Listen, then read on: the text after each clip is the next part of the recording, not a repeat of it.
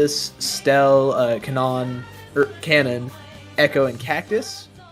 So no cooler, I don't think, on that team. And then Moo Meadows is a pickup formed of like some of the names that we've seen around weeklies a lot, like Lockslock. We've got Nameka and Lemon there, as well as Miono and Lin. Definitely gonna be pretty interesting. Definitely some comps, maybe some weapon choices that I'm gonna be curious to see. But what do you think about these so far, Keon? I kind of am intrigued to see how this matchup is gonna play out. I've noted there too a lot of names I'm actually very familiar with. There on both groups here. The waiting room, I think they just added Cactus to the mix.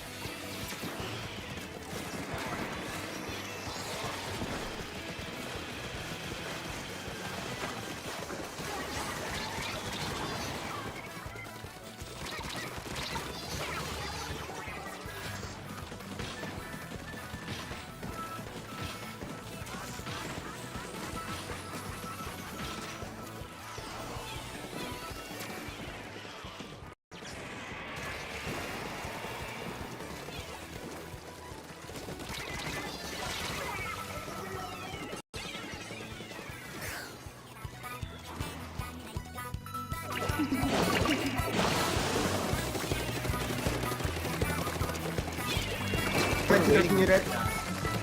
Yeah. All right, a lot of points still. A lot of excuse me, a lot of points being taken down here from Moo Moo Meadows, and there's gonna be the Wheel Bomb that's being chucked in here. Zulu can throwing on to the left stack there, still drops. And that is going to be Moo Moo Meadows still rolling with the zone at this stage. Tuco is still trying to move forward. Waiting Room is still trying to get back into zone, getting back into mid to see if they can stop the zones from being capped much further. Lemon is still lurking large, but a lot of points being taken down here. Actually could be a lead change here with the way the Waiting Room is set up.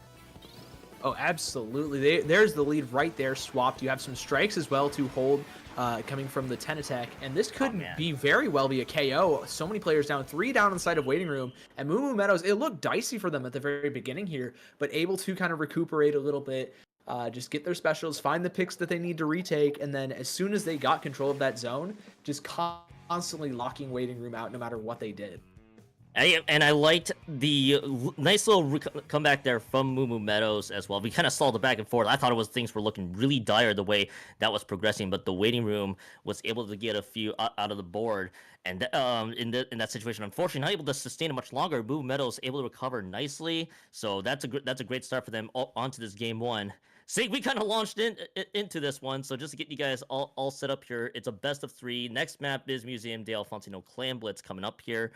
Still continue to raise money for Gamers Outreach coming here for those who are just tuning in. So, hey, here's the bracket for you, Sig, and there's been a lot of teams that are participating here in this tournament.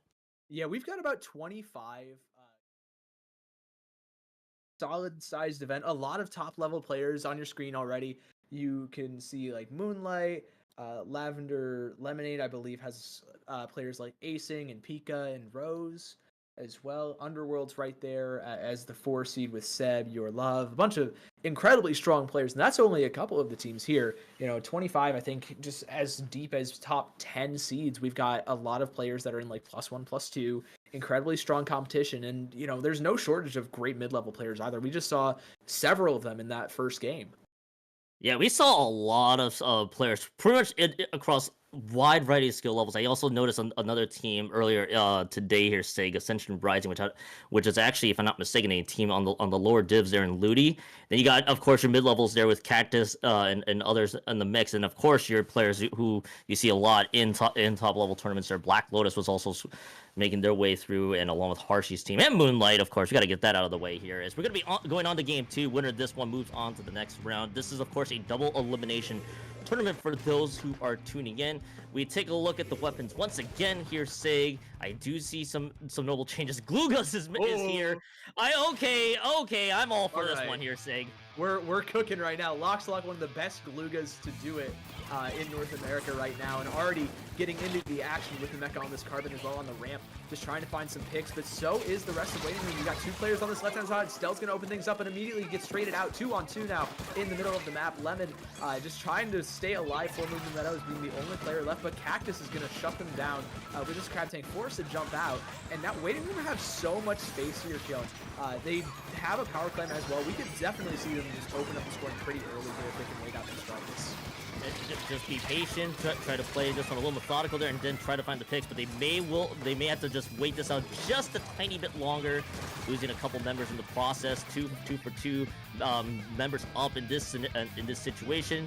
Namika and Lemon trying to assert some dominance back in the mid, so they could have opted for the push, but they're gonna have to wait just a tad longer.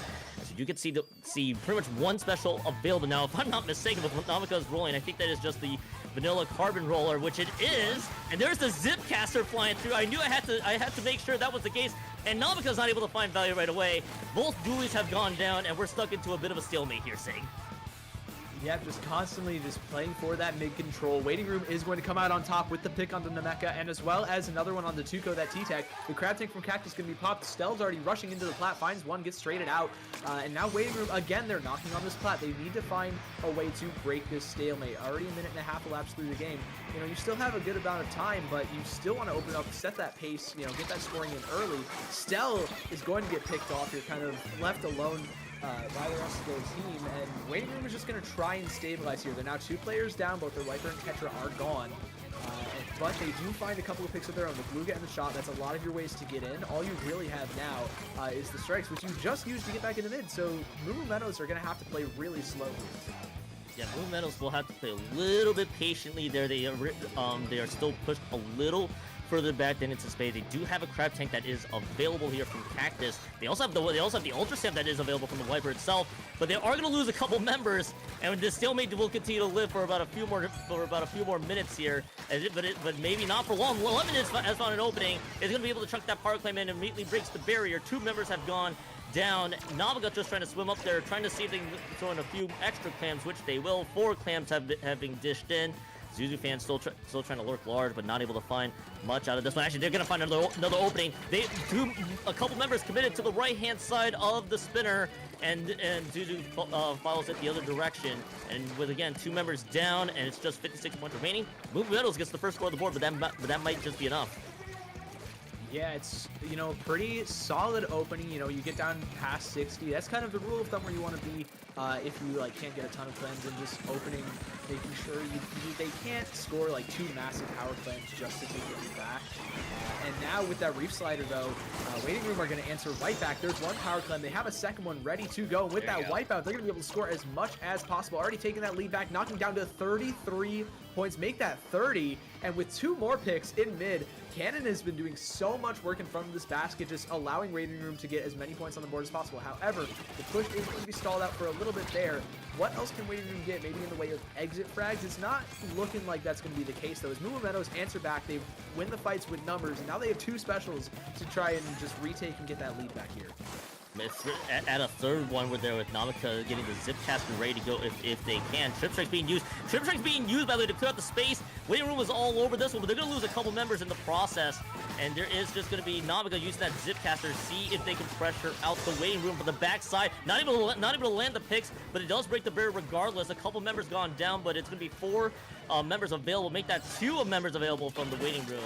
Moo Meadows not able to cash through. Actually, they will break through the penalty points just at the nick of time, but Namika's not going to be able to move upwards to get the power clam cashed in. The Waiting Room's camping that power clam for what it's worth. And all it stands there saying only an extra 4 points ticked away. And now they're going to have to get another power clam for themselves, which Lemon was able to get. So if they keep this alive, OT and the Pity clam is available.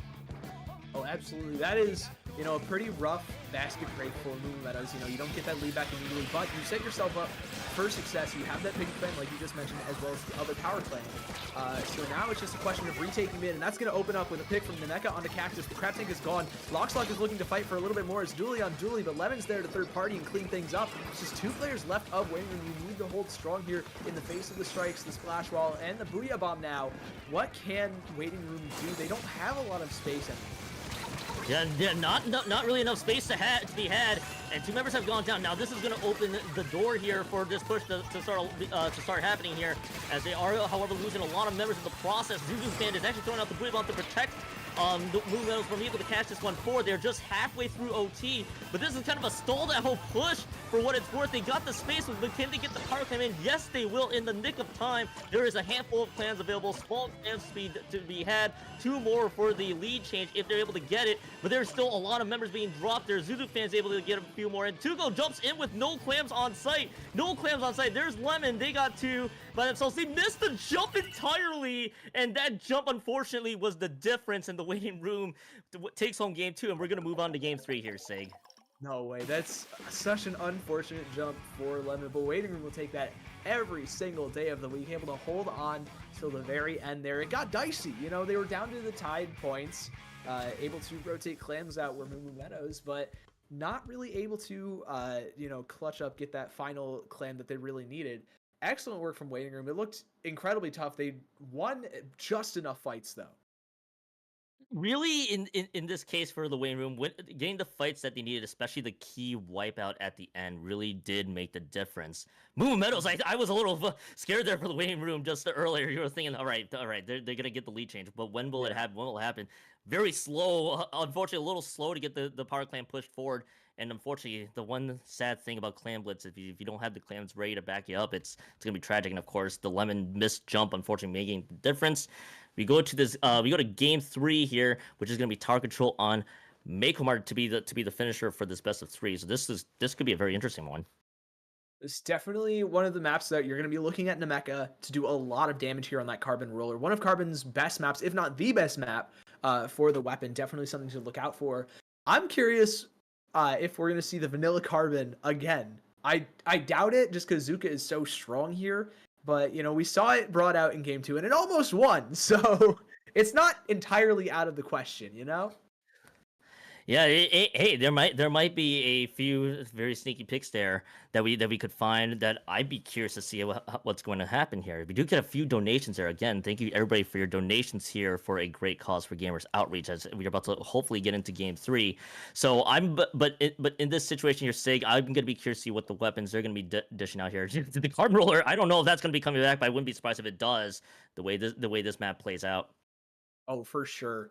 Nameca, one of the really strong Carbon 1 tricks in Europe, just absolutely tears up the scene there, whether it's Paddling Pool or Triton Cup.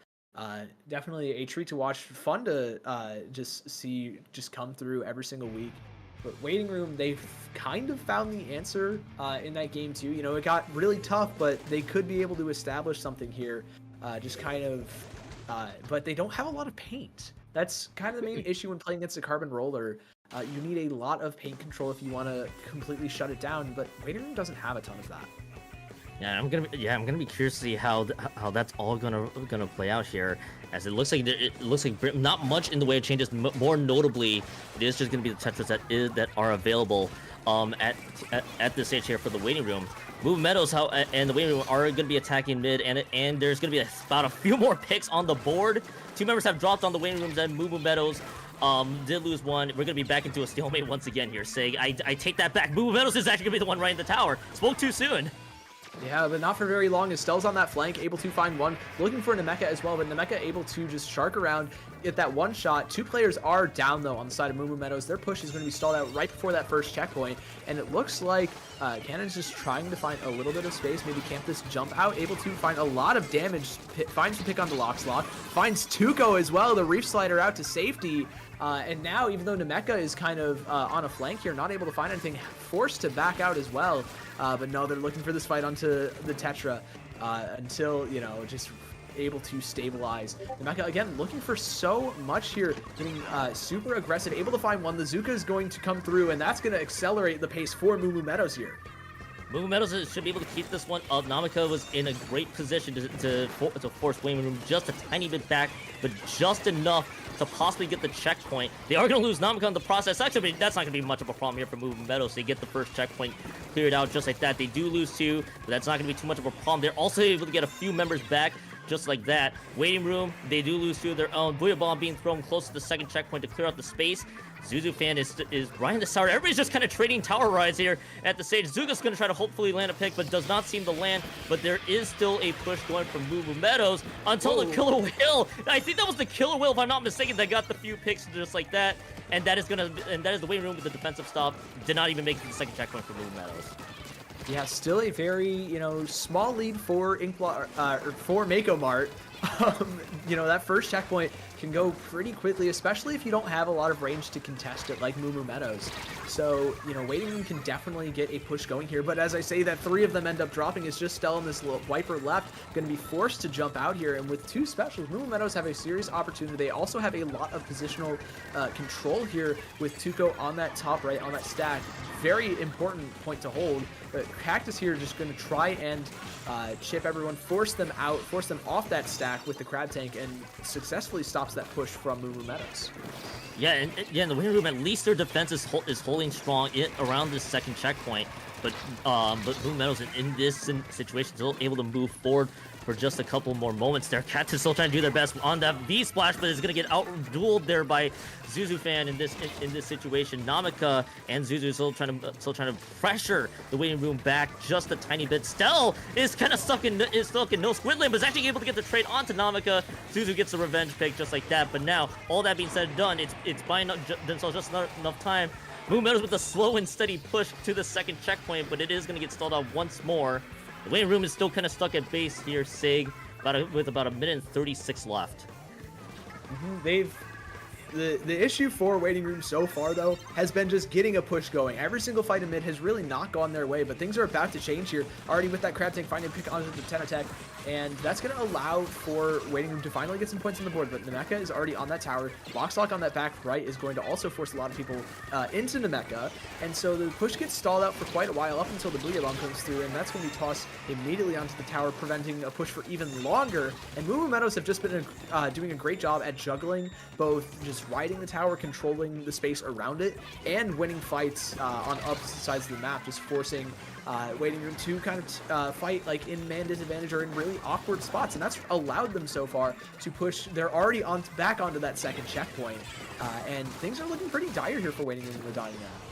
Yeah, Waiting Room about last 45 seconds is losing members at an unfortunate time, and the Booyah Bomb takes out a couple members. Vivian, Tyree, and Cactus all down. Cactus down to the main weapon, and a couple members down to the Booyah Bomb. That's gonna be it. That will seal the deal. Tugo will be the last one to ride that tower home to the last checkpoint, to the goal there rather. 2-1 series win or set win rather for Moo Moo Meadows. They move on to the next round, and Waiting Room will await what happens in losers brackets. Excellent play. Moo Moo Meadows, you know, they really just dominated the entire game. You know, it didn't matter what part of the map they were fighting on. They just constantly had some kind of advantage, whether it was paint, player advantage, the objective was right there. You had specials coming out just every which way. Really made it difficult for Waiting Room to fight, and Moo Moo Meadows were just able to capitalize beautifully. Yeah, Moo Moo Meadows. Honestly, I was worried about what happened after game one, and rather game two in that situation, but they didn't seem too deterred about it at all. It's just some quick adjustments they made in that set rather, excuse me, as they're able to take home the 2-1 set win. They'll move on to the next round, and then of course Waiting Room will win what happens in losers brackets. We probably should have prefaced here right away say this is indeed a quick charity tournament, but before. Well, we're going to read out a few quick donations, and we'll cut to break here just to give you guys an idea. We had 2 donations that came in from while the set was happening. $10 from Scary Green Mountain and $100 from Millie T. Fox donated in today. Got $110 raised for this charity so far, so that is awesome. And Sig, I hope to see more not only great gameplay, but hopefully more donations come in. Oh yeah, absolutely. Gamers for Giving is supporting Gamers Outreach. Fantastic cause. They're helping people level up. They're also prioritizing, activity in hospitals. I had the opportunity to talk with them quite a while ago, just about what they're doing, and it's really awesome to see that they've been doing it for so long, for over 6 years as well. Super awesome charity. Definitely worth checking out. ! Donate in the chat if you want to donate. We're already up to $110, like you said before. Massive shout outs, and I think we're going to be going to a quick break as we wait on our next set. Well,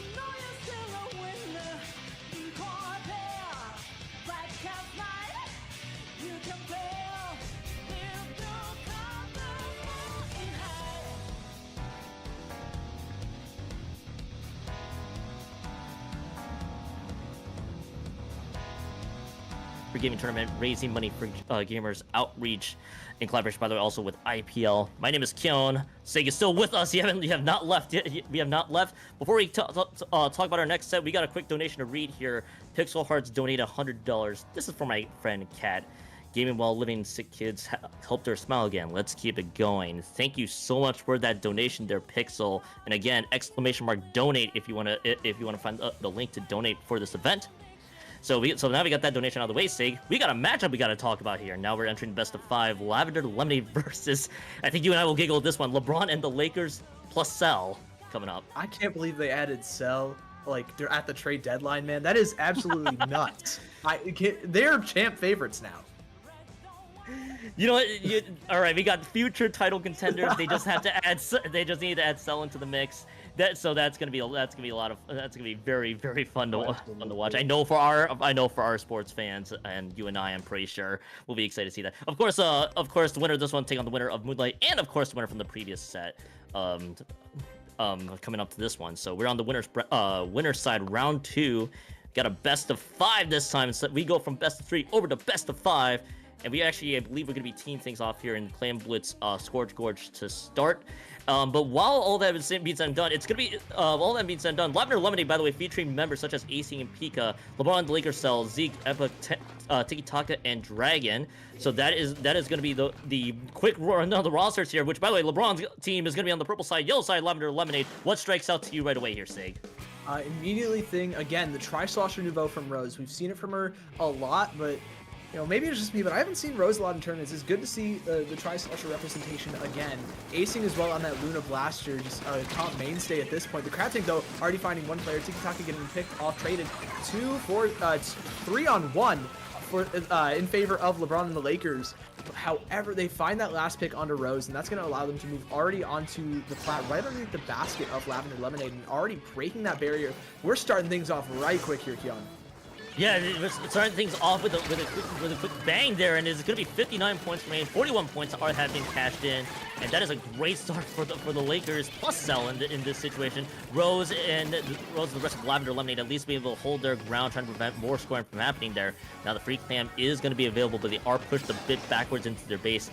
And then the Luna Blaster, I believe, and I would not be surprised if we see AC on that Luna Blaster anytime soon.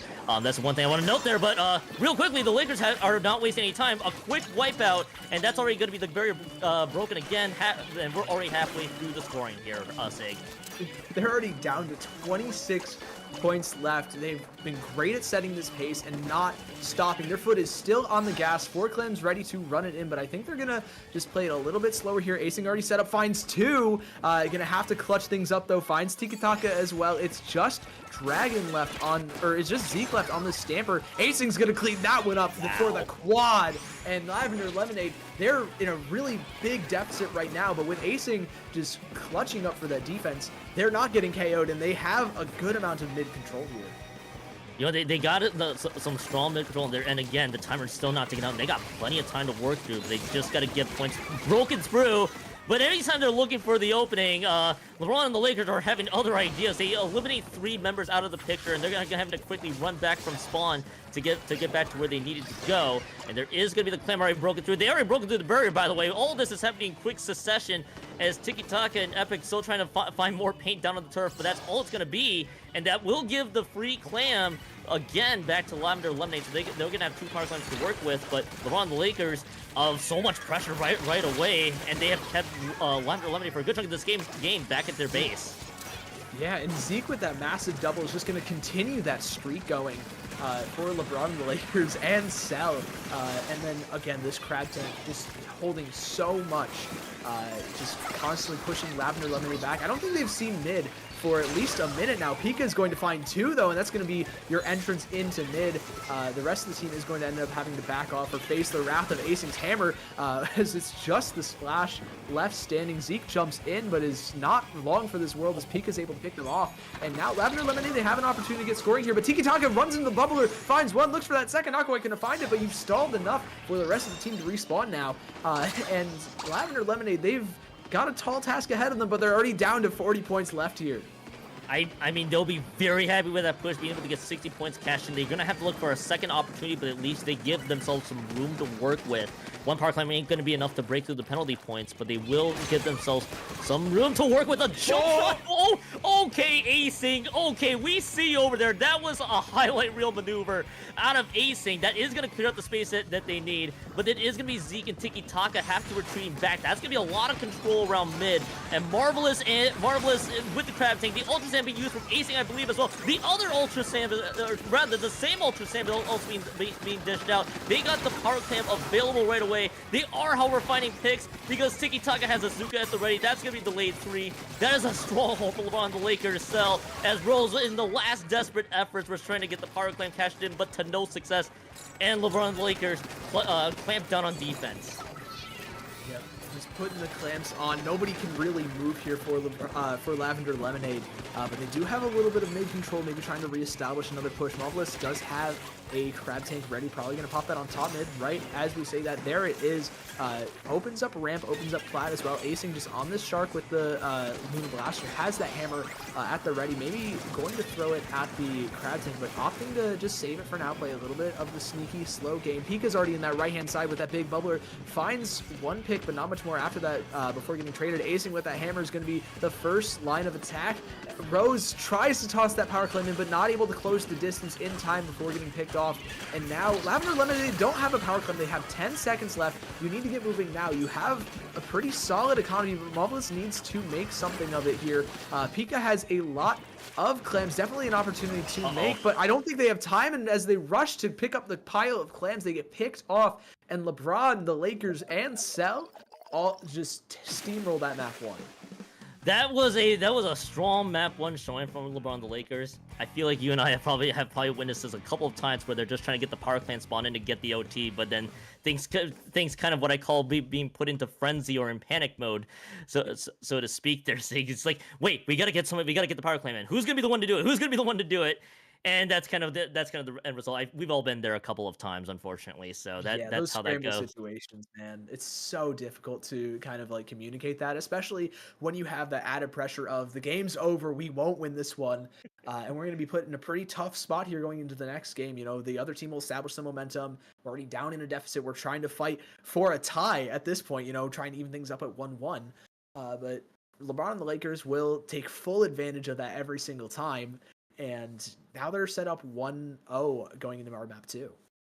Yeah, our map 2 being Splat Zones on Umami Ruins is gonna be the lead on for this one. So to give you guys another preview, Game 3 is Rainmaker on Undertow to get you guys teed up for what will be afterwards. But Splat Zones and Umami Ruins gonna be a 2-zone map coming up here. I'm gonna be intrigued to see how Lavender Lemonade adjusts, but I wouldn't be surprised if we see some of the same weapons come back. That double fizzy is going to be absolutely massive for contesting these zones at such a long range. You know, the Crab Tank as well does a great job at it. Same thing with the Decavitator with that big bubbler. A lot of ways to kind of control space, control the zones on the side of Lavender Lemonade. But you're going to have to get through that fighting prowess of LeBron and the Lakers plus Cell. You know, we saw so many like incredible doubles, triples, quads from that team. How are you going to find your way, navigate around that, and just kind of, get through to cap that zone and hold them out? That's gonna be the ultimate question, really, that they're gonna have to address as we're about to load right into this game too. Okay, we are gonna be as standard as we can here with the weapons so far, but I like what LeBron and the Lakers plus Cell are dishing out. You got a lot of paint. You got Zeke who can play aggressive with the Stamper, and the Sniper is available. I don't think I see any weapon changes from Lavender Lemonade, so to speak, but Pika at least gets the slash onto Tiki Taka, and a second member drops. Lavender Lemonade will get both control of the zones and hopefully try to build some points off of this one, but they're gonna get stalled for just a little bit longer because Sada and Doggy has the Crab Tank readily available there, so it is just gonna be the zones being neutralized, and this is just a 2-zone map in quick order here, I think. Yeah, nobody has really gone down a lot of players, and that looks like it's going to continue to be the case. We've constantly stated this even player advantage. However, Lavender Lemonade is down to just Pika, able to find one, but that is going to be the pick and the zone going to the Lakers here. Now they have a good amount of map control. Tiki Taka leading the charge with that Trizuka, trying to find Pika on that right side, not able to find him, but force them out. And now the zip catch comes through from Zeke, just tries to create as much space as possible, acing there to shut down. However, Marvelous does end up going down. There's your Crab Tank on, there's your primary way to get in, your consistent option out of it. You have your Fizzies though still, and you have that hammer from acing and the big bubbler from Pika. However, the splash is there to immediately just stop that option, and Zeke is chasing the last member of Lavender Lemonade here, and they have just not let up. They're down to 40 points already, Kyung. They're keeping this train moving right along here. LeBron Lakers so holding to both zones with great advantage. Tiki Taka did, by the way, go down just earlier. I believe it was to the Ultra Stamp from just now. And Lavender Lemonade trying to throw out as much pain as they can. They actually get it for just a quick millisecond. That millisecond is just enough to put LeBron the Lakers plus Cell in the penalty points. They're 50 points stuck in. Rose gets a pick onto Epic, which is going to eliminate their backline option. And Sun and Doggy and Zeke are trying to just collapse onto Rose. Rose gets sandwiched in quick order here. And even with that all being said and done, there's a minor inconvenience so far for LeBron and the Lakers, even as they have two special available, the Zuka and the Crab Tank at the ready. This could be a very dominating performance coming up here from LeBron in game 2. Yep, already down to less than 10 points on that penalty, and 27 after that. The Crab has just forced everybody from Lavender Lemonade back so far, and now they have to have a great Crab of their own to kind of find an answer, find maybe some picks here. Zeke is already forced out, but the splash finds one, able to shark on that flag, gets the second two before getting shut down, and nobody from Lavender Lemonade is able to contest the zone, with the wipeout comes through for LeBron and the Lakers, and they put themselves up in a 2-0 hold going into Rainmaker. 2-0 lead for LeBron the Lakers plus Cell, and Lavender Lemonade just kind of stuck in a massive deficit so far. And that was kind of showing in game 2. Yes, we saw the quick back and forth seg from earlier, but then LeBron the Lakers got a huge stranglehold of how that game just played out, and that is kind of, I feel like that just kind of summed up how game 2 goes in a nutshell with these large 2-zone maps. So I think for Lavender Lemonade, just some stuff that they got to figure out now. But fabled 3-game fabled best of 5 reverse sweep territory is what they're gonna have to deal with. Yeah, really tough spot to be in going into game 3. However, we've seen a lot of these players clutch up before. You can already kind of go back to Riptides in the past where like teams like Cherry Limeade that a couple of these players were on have come back from crazy deficits to qualify for top 8. You know, not as high stakes yet in this tourney, but definitely still something that Lavender Lemonade can kind of call. And they have a lot of clutch in this comp. And but they're gonna have to get through. Again, they have to get through LeBron the Lakers. This is gonna be an incredibly tough thing to do, and they're really not winning any fights so far, and that's been the main thing that the Lakers have been relying on. I mean, the Lakers fight has been excellent so far. There has been some promise from what we saw in the previous 2 games here. Undertow Spillway Rainmaker, our map mode combination, going to be for game 3, and this is going to be the one that where, unsurprisingly, must win for Lavender Lemonade if they want to stay alive here in the set. And I think they have some pieces that they can build off of. The question is now just trying to put them all together, and they're about a few puzzle pieces away from solving it. Yeah, this is a pretty strong map. You know, a lot of pieces are probably going to fall into place here for Lavender Lemonade. Again, the double Fizzy, great at the object damage, great at securing paths for the Rainmaker, and for both the weapons with the Fizzy Bomb, I feel like this is a pretty strong map as Undertow. You know, Luna Blast, you're able to play around the ledges. The Hammer makes a lot of headway and can play really well around mid. And then the Tri-Slosher just is incredibly strong around mid as well. Definitely feel like that will help out Lavender Lemonade a lot here going into game 3 as long as they stick with their comp. And I don't see a reason for them to, you know, drastically switch it here. Yeah, that's just gonna be the thing. I'm gonna be curious to see. Actually, I think we are gonna see one major change on the board to make that a 2. Okay, hi, there's a Nautilus with the triple splashdown available. More importantly as well, Lavender Lemonade has also 2 major weapon changes. Pika's gone away from the decab as well. Now you've got to figure out, and there is a ball point that is on site. Interesting changes to say the least here, Sing. Oh, for sure. You know, the Stamper coming through from Pika. Haven't seen it quite as often as the Decapitator, but still very strong on the weapon. Acing already moving through, though. Finds the pick onto the Crab Tank and the Snipe Rider. That's going to allow Lavender Lemonade to move already forwards onto this checkpoint. It's just Epic on the Snipe Rider to really contest and can't really do it. Has to wait for that Burst Bomb to come through from Zeke, I believe. And the Inkjet is just going to try and hold as much space as possible. 2 players of the Lakers behind, though. and that's gonna put Lavender Lemonade in a bit of a tough spot. Acing, though, is gonna bail them out with a double, but a triple comes through from Tiki Taka as well to cap off the wipeout. And now LeBron and the Lakers, they have the Rainmaker. Tiki Taka's already moving on to this checkpoint, and we might have a game with 2 checkpoints broken in the first minute and a half here, Phil. That would be very fun to see if they're able to do just that. And Tiki Taka, I like the idea that they were trying to do was to get the easy right side checkpoint. As the Ultra Sim is there was a lot of fighting, but all that being said and done, even with Pika going down, they have picked up the cooler from earlier, and that will be the 3 members dropping from LeBron and the Lakers. There, Rose now being the one that'll pick up this Rainmaker quickly. So the second check, rather the checkpoint that LeBron and the Lakers needed has been denied so far. 40 points cashed in from Lavender Lemonade at this stage, and there's gonna be the quick jump down, and they get the all-important trade, which at least drops the Rainmaker. Rose picks up Tiki Taka. This is just non-stop fighting, it feels like you're saying. It has been absolutely shown, but it's constantly favoring Lavender Lemonade no matter what happens. You know, doubles from the jetpack, doubles from acing, just allowing them to create so much more space. This is what they needed here, a bit of a break from the constant favor of the Lakers. However, Tiki Taka is there on that splattering, able to get that shutdowns, trade out with the splashdown as well. However, it looks like acing's just going to run the Rainmaker for 30 more points. That's a massive boon for Lavender Lemonade going into this last 3 minutes, especially with the check broken. They've accrued this massive lead here, and it's going to take so much for LeBron and the Lakers themselves to kind of break it. Yeah, that's going to be the one I'm going to be curious to see, especially with the change now to this Nautilus. Wanting to see how this plays out in terms of their advantages. I've seen the triple splashdown be used to clear out the space and then get a few picks.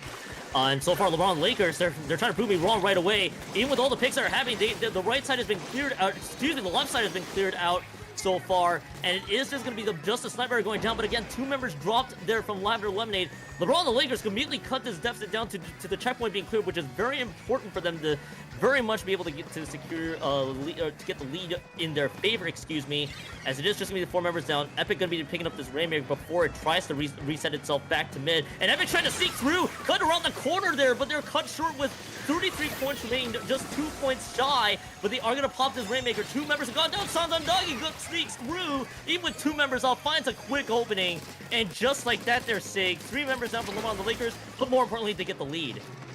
Excellent work from LeBron and the Lakers. That splashdown coming through to get that Rainmaker pop. Super helpful for them there. What a rush from them. Able to just make so much space with a crab tank right beforehand. Allow them to get that massive lead. Now the Rainmaker is reset, and LeBron and the Lakers still have so much mid control. Trading out with Pika as well is going to be pretty big here. You still have a lot of space, but Acing comes through with that Ultra Stamp. What can you find here? What do you need? You find one on the Dragon, gets the second on the Epic. Wait a minute, and Zeke is down 2. It's just Tiki Taka left on that Nautilus, and you have to run forwards into 3 members of Lavender Lemonade here if you're Tiki Taka, or just wait for the rest of your team. But the rest of your team is dying to the Rainmaker as Dragon ends up going down, getting traded out. Lavender Lemonade, they put themselves in a great spot here. Acing just providing a couple of jumps with Pika, trying to get that pop as well, contesting that sniper. Stamper object damage is super helpful in getting that pop and just establishing a little bit more control here for Lavender Lemonade. Lavender Lemonade needs to keep the push going, but I think they may have to let this Rainmaker reset and try a second time. That's what they're going to have to opt to do. But at least what Lavender Lemonade has going for them, they have 3 specials, and the Ultra Stamp just gets popped right away. I think they're just trying to clear out that space on that left-hand side, but Tiki Taka and Zeke are trying to throw everything to prevent this Rainmaker from being popped here, and there's a lot of purple paint that was being thrown into this Rainmaker side. A trade of the Surprise Slaughter and the Nautilus is what's going to be about 10 seconds left to go. All that LeBron and Lakers need to do is just stall it out just a little bit longer. They lose 2, so that it is going to be the OT picked up there. About 58 seconds left on this Rainmaker push, excuse me, from what I saw. So it'll be about 54 seconds during OT, as long as they don't try to retreat too far in. Now for the side of Lavender Lemonade, do they have the space they need to clear for this to work out? Tiki Taka gets a pick onto Pika. That's going to be the trade. Just like that. Now you're down to 40 seconds left to go. There's still a little bit of a moving back here, but it looks like Lavender Lemonade's losing a lot of steam, and that's just all it is. And LeBron and the Lakers 3-0 sweep, and that's all. And that's how this set ends. Yeah, dominance from LeBron and the Lakers. That game 3 got a little bit dicey.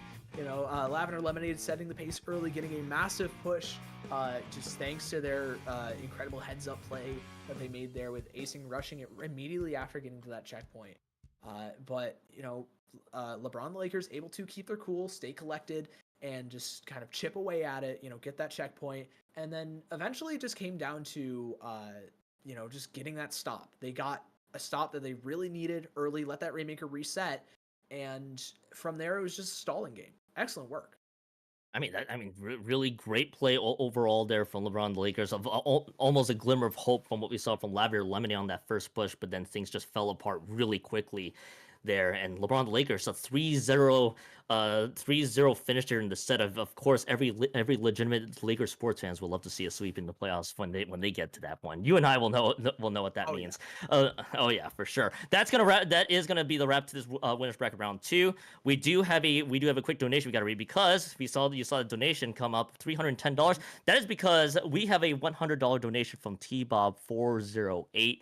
Thank you again for the donations. Again, !donate if you want to donate to a great cause. Gamers Outreach is what we're raising money for here, SIG, at the end of the day. So even with this charity tournament, even if people are playing Splatoon for the heck of it, there's a great cause to raise for. Oh, absolutely. And, fantastic cause. Again, they've been doing this for a minute, helping out everybody in the hospital, really prioritizing activity, something that, not something you're really focused on when you're in the hospital, just wanting to recover no matter what you have, whether it's like a broken limb or some kind of illness. Super nice to kind of provide that for a lot of kids there with Gamers Outreach. But, I think that's going to do it for us. We're going to go to a quick little break here before our next set. I believe it will be ready in just a couple of minutes.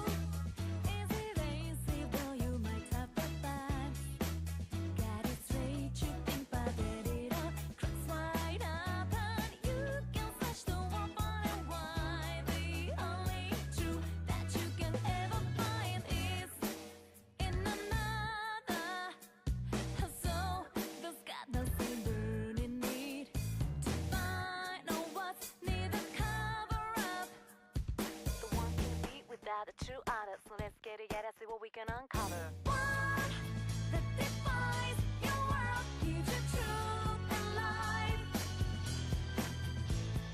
What that excels, special enough to guide your way through this shadow world.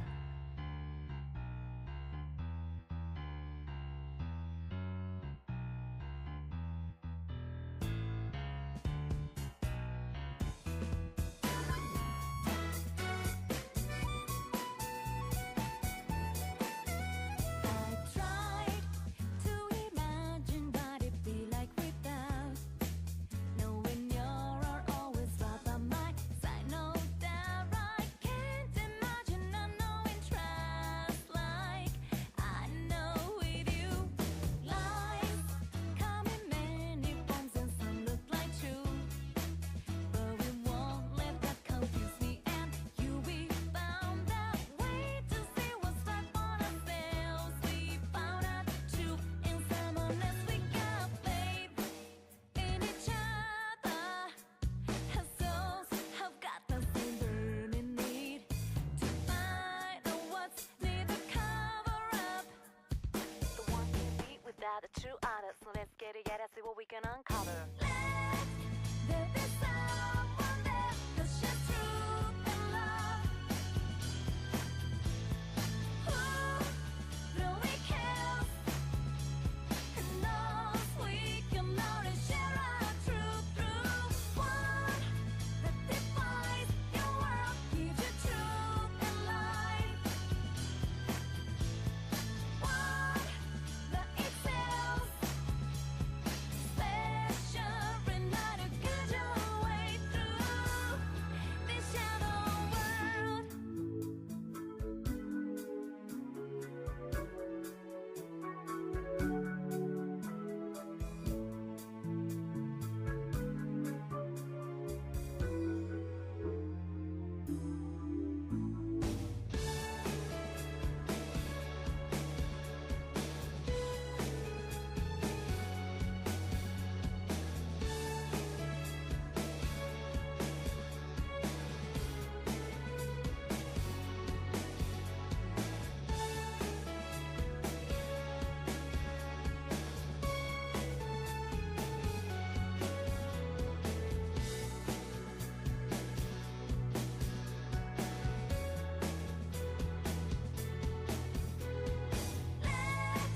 There be someone there that shares truth and love.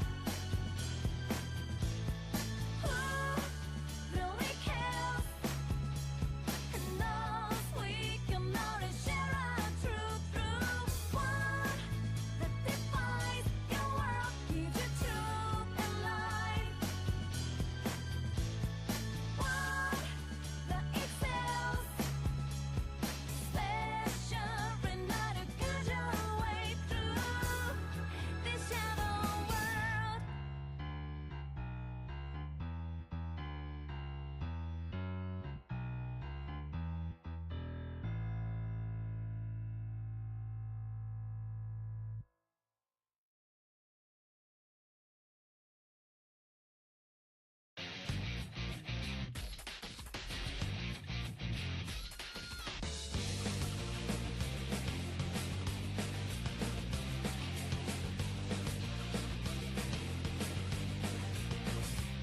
It's a war out there every day. You can't hide from me. You gotta pray for the rules, pretty cool. Gotta laugh in the face of this street. When your friends and boss look like on the face of it, they miss their history, but they fight all over the place in it. Yeah, they fight all over the place in it. Had it the times that just how the love goes by. I know it's not your fault to say, but there ain't no other way. So step on up to the place. Need your faith, what can spread on into the light of us. Step on up to the place. 'Cause this ain't no game.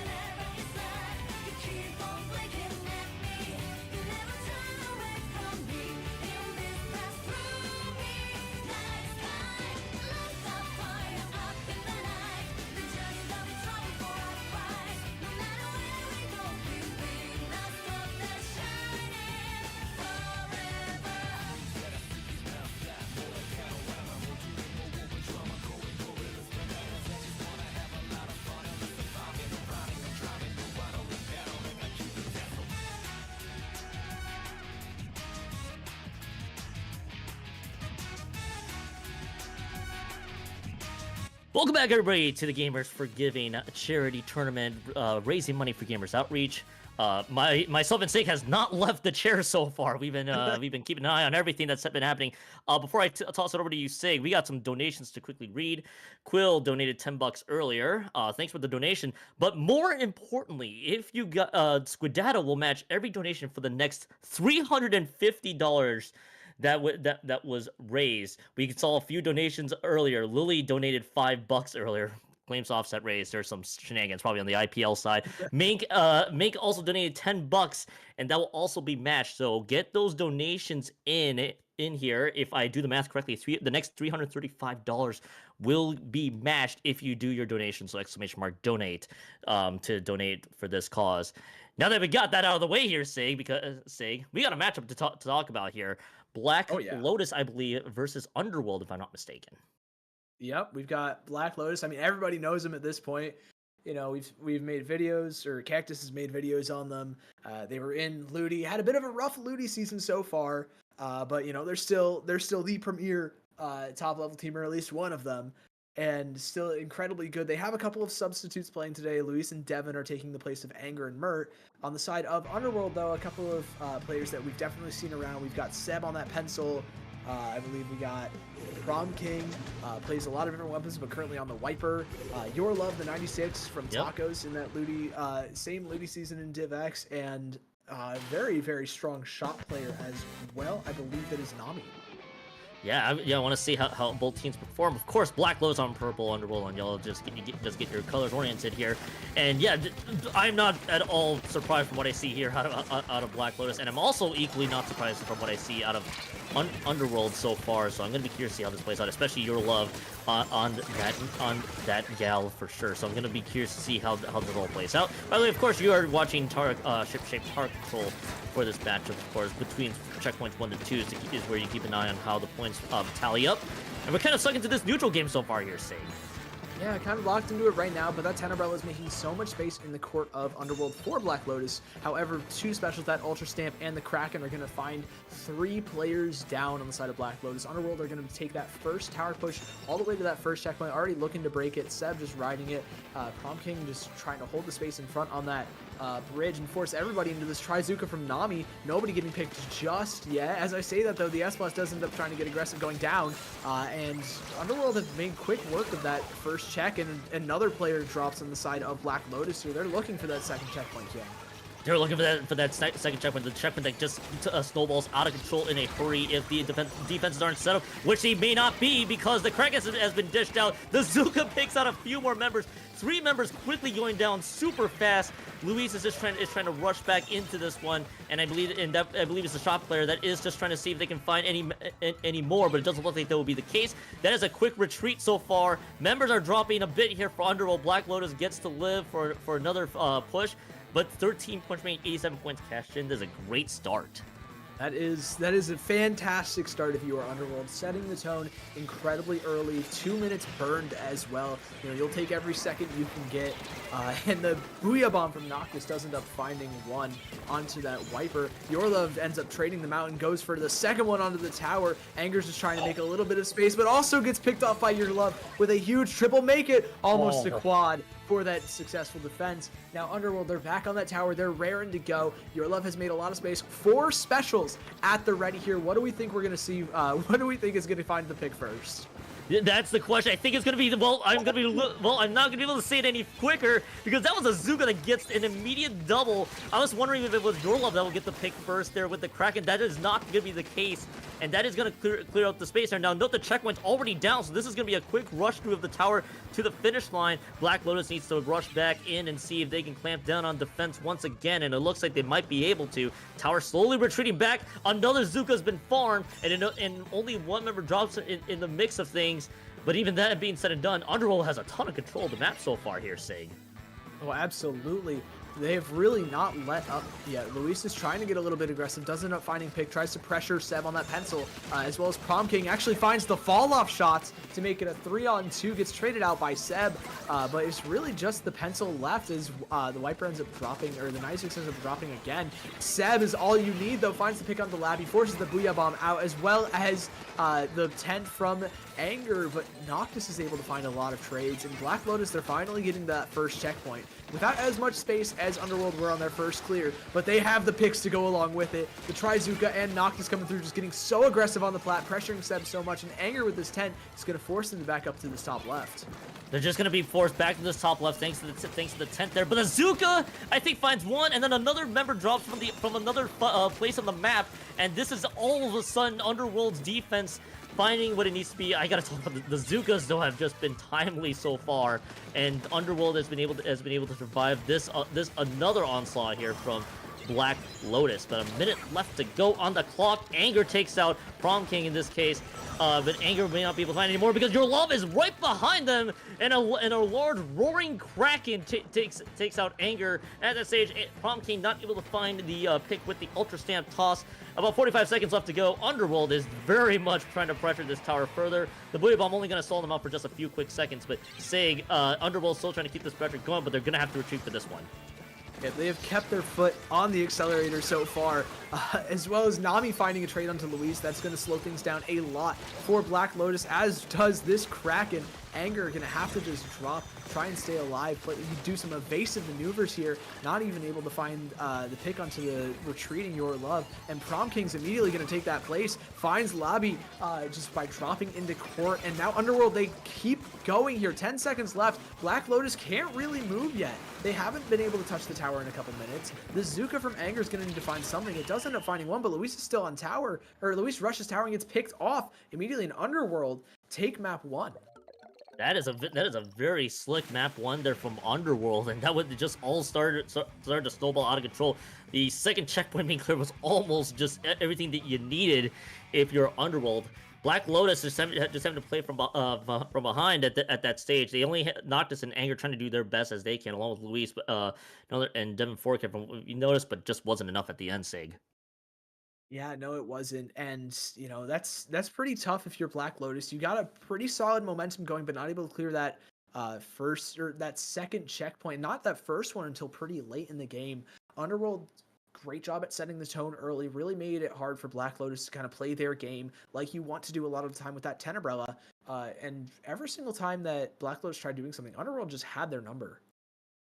Yeah, Underworld just had everything that Black Lotus was just trying to dish out right at them, and to not much success. So that's just how it goes sometimes. We continue on this best of 5 here. The next map is going to be Scourge Gorge Clamps. Before we talk further about this one, and we do have the bracket preview for you guys, I have something quick to read here, because Sama Puris, if I pronounced that name correctly, I better hope I did, or Sam, $50 was just donated during the previous game. Yeah, huge. And remember, this is the Squidaddle matching $350 total. So Squidaddle right now is having to match $65, and plus another donation. JPEG also donated $10 earlier, so as well. So Squidaddle is going to be able to match 75 out of the $350 that they've promised. So if you keep the donation trains going, Squidaddle, as crazy as they are, is going to match it. When we're pretty close, we're about halfway to the goal here. The goal being $1,000 by the end of this tournament. Yeah, we're making short progress of it so far. Fantastic. We're already down to 470 here. As we're going down to Clam Blitz on Scourge Gorge. We're back, running back the same comp for Underworld, and not any major switch ups for Black Lotus. I believe we're seeing the Zap, though, as a little quick switch from Luis. I think that's what I was trying to remember there too. I think Luis might have been running the Zap from earlier as well, but I think that was really the only change. I think very just minor tweaks, if anything, to this weapon design. Pretty much your fundamentals continue to be your love there with that 96 gal on top of it, as we do get to see both teams now trying to chase clans there, just trying to see if they can build that power clan available, which Underworld seems to be understanding that assignment so far, as they got a few just like that. With 2 members have dropped down, though, Black Lotus able to hold them off nicely. And about 40 seconds in, we're back to somewhat of a neutral game there. Your Love is just trying to chase down Anger with all their might, and they will take out Anger. Anger was likely gonna be falling out of bounds regardless, but Your Love will get the pick out of that to the stat line. Oh yeah, and they're gonna take 2 more, opening things up for Underworld. What a massive play, immediately turning around, finding that off angle, the flank, and that's going to open up scoring for Underworld yet again, setting that pace pretty early. The hammer comes through, looking for a little bit more. Anger goes down to Seb on this pencil yet again. Not the score isn't going down like quite so quickly until Prom King comes through with 5 more little mini clams, and that's going to drop down to about 53 points left for Underworld. A great way to open up the game. Again, pretty solid scoring very early into the game, and now they're just backing out, trying to restabilize here for Black Lotus's eventual counter push. And Black Lotus just trying to keep some stability stability so far, but they're having to face Underworld, who has just been on a slight tear. At least they broke through the halfway marker so far in Clam Blitz. As Noctis is just a little bit out of position, and is going to get snuffed out there by Prom King, and a handful of members going down is going to cause the power clan to be spawned in. And Luis quickly drops as well, but Libby with a timely splash wall, dueling splash walls, in fact, is going to be able to stall that one out for just a few quick moments. Your Love is actually just going to be right on the side. They're just trying to chase somebody, and they actually got took out the Booyah Bomb. Okay, Noctis just, I believe, went down to the Kraken from earlier from Your Love. Okay, that was persistent as all it was, and Your Love and the rest of Underworld, they're going to cash in on another push. Yep, already down past that, almost past that penalty, and with a couple of these extra picks coming through for Underworld, they're going to be right there, just continuing their lead. Your Love picking up the extra clam pod that spawns in, down to 35. Massive things for Underworld, and with the splash wall, they're just going to continue to score, keep on going here. Seb with a little bit more before being able to get out of there just in time. Finds that charge, and Luis is down. Wait, this could be a KO, and Underworld capping things off. They put themselves again up 2-0. The Underworld is just rolling and rolling right now, and Black Lotus is having a rough time finding the response so far here. And Underworld finds some few timely picks, and Your Love with that triple there as well, just opening the door for the 50-point push to be cashed in, and then it just continued to go out of control from then on. So, I mean, Underworld's just playing on a whole nother level here, Seg. Oh, they have been unreal, keeping their foot on the gas. Their team comp really lets them do that as well, able to play masterfully just around accelerating the pace of the game, whether it's through the hammer from that wiper, the Kraken from Your Love. Those two things especially will oftentimes just allow you to continue those plays, just keep that kill streak going, and allow the rest of your team to use the space that you have provided to score and eventually get those KOs in really high scoring games like we've seen the past too. Yeah, and that's just how it all works itself out. Game 3 gonna be Mako Mart zones from what we see so far, and I think it's suffice to say kind of similar to the last set we casted together. Now reverse sweep territory for Black Lotus at this stage, and I feel like Black Lotus just needs to find any sort of adaptation that they need against this very strong Underworld team so far. It is a pretty tough fight, Anger on that tent is definitely running into a lot of problems, whether it's the Kraken, the Splash Wall, the Wiper, the Hammer, really so many things that make life difficult for the Tenebrella, and comps around that Tenebrella can generally often struggle. So I don't know if we're going to see a counter pick off of Tenebrella here, but it's just something to keep in mind. It needs to be something that Black Lotus is able to play around, and they haven't really been able to do that just yet. They haven't found the way to shut down Your Love and Prom King especially. Those two have been massive deals, and that's not even getting into Seb on that pencil, and then the Zuka's coming through from Nami too. Yeah, and it's just been a masterful play here from Underworld. There too, the Zuka's just been so timely in game 1, and game 2 was kind of Your Love's time to shine on top of it. So that's just been what we're seeing so far. By the way, no weapon changes so far here. Say we're just gonna run it back the same time. It's gonna be on Mako Mart zones for those checking in, and it's going to be the Ultra Sam going to be ready to go here from Prom King. Ultra Sam is going to be available. Noctis is trying to find the pick on the Prom King, which is successful. So that is going to be that for that one. But Levy's going to go down to Your Love once more, and Your Love is just trying to fight 3 Black Lotus members. Going to retreat to the Kraken. They're going to wait for this one for the zone to be capped there before they use the Kraken, trying to chase everybody away. They're trying to see if they can find anybody else, which they do. Ooh. Noctis does go down eventually. Underworld gets the cap of the zone. This will be a very quick lead change. Yep, not a very high score for Black Lotus here. And then that double from Your Love really opening things up for Underworld. And now they've put themselves in a very, very solid spot. Prom King just trying to poke out this ledge. But the Blaster is just as adept at doing so. But Prom King just forcing them off with a couple of sixes from the chip damage. Black Lotus playing around that top left, able to find Your Love. That's your first pick. That's exactly what you need. But Noctis ends up going down to the hammer behind. Luis is able to solo cap the zone in the face of a shot and a pencil, and looking for a little bit more, finds some chip damage, but forced to jump back and support the rest of the team. Anger and Noctis now kind of alone in the zone. They've been split up. Levy, though, able to try and move forwards here. Gets picked off immediately by the rest of Underworld, and they may have given up zone for just a little bit of time, but they're right back where they left off here, already down past 50 points. Underworld just going to be seeing that as a minor inconvenience there, just having to chunk through the penalty points from that stage. Your Love and the rest of Underworld is still continuing to roll here. It's going to be the 52 gal that, by the way, just drops like that. This is actually good. This could quickly turn into a KO if Black Lotus doesn't have the response. They lose 2, and the Booyah Bomb being trucked to the other side of the zone. It will be very likely be painted over there. It certainly will, as they do lose Noctis. Anger just trying their best to move in, and the 52 gal is going to go down as well. This is going to likely be the game here. Underworld has 5 points remaining. This could be the last hold here from Black Lotus. I spoke too soon. They're saying Black Lotus gets to live again. What a clutch recap for Black Lotus. Levy there also finding a couple of frags just to kind of push that pace of the game forwards. 2 for 1. You'll take that every day of the week if you're Black Lotus, if it means another lease at life. And now they have a couple of specials to work with. The Tactical Blue is going to be pop-up. Prom King on the backline with his hammer, looking for Anger. There's your tank gone. A lot of your ability to kind of stall that zone. And Luis is gone too. So much of your paint is down.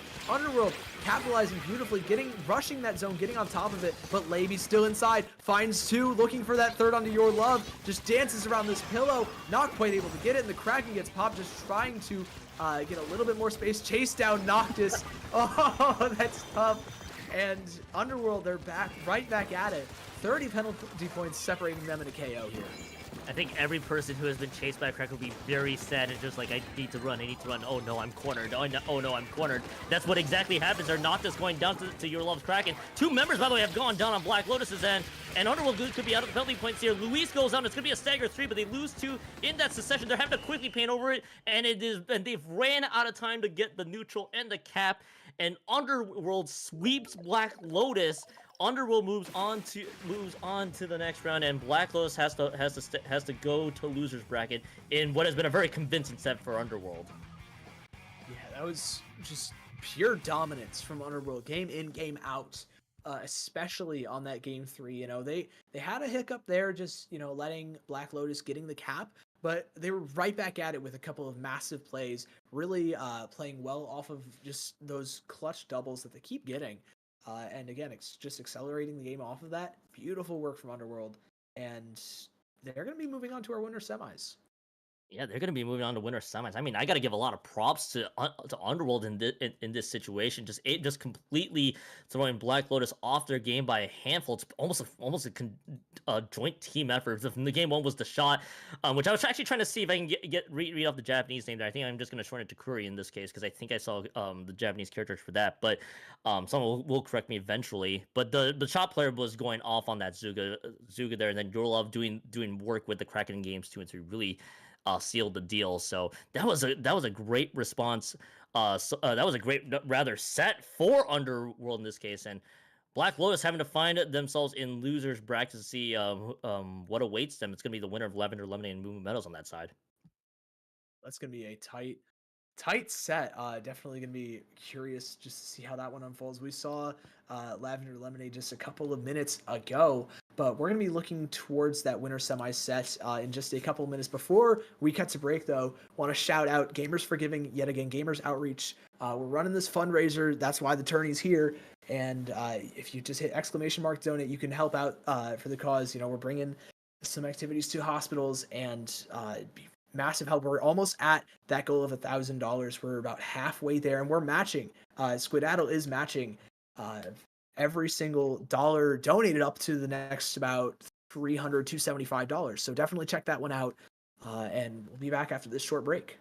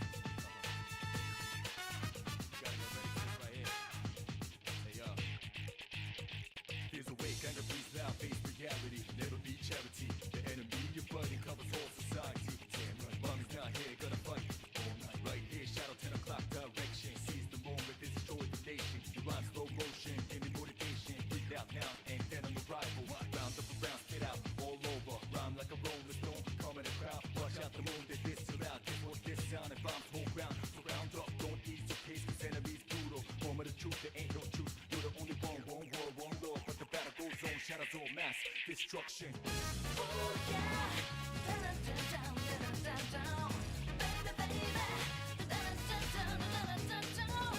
Ooh yeah, down, down, down, down, down, baby, baby, down, down, down, down.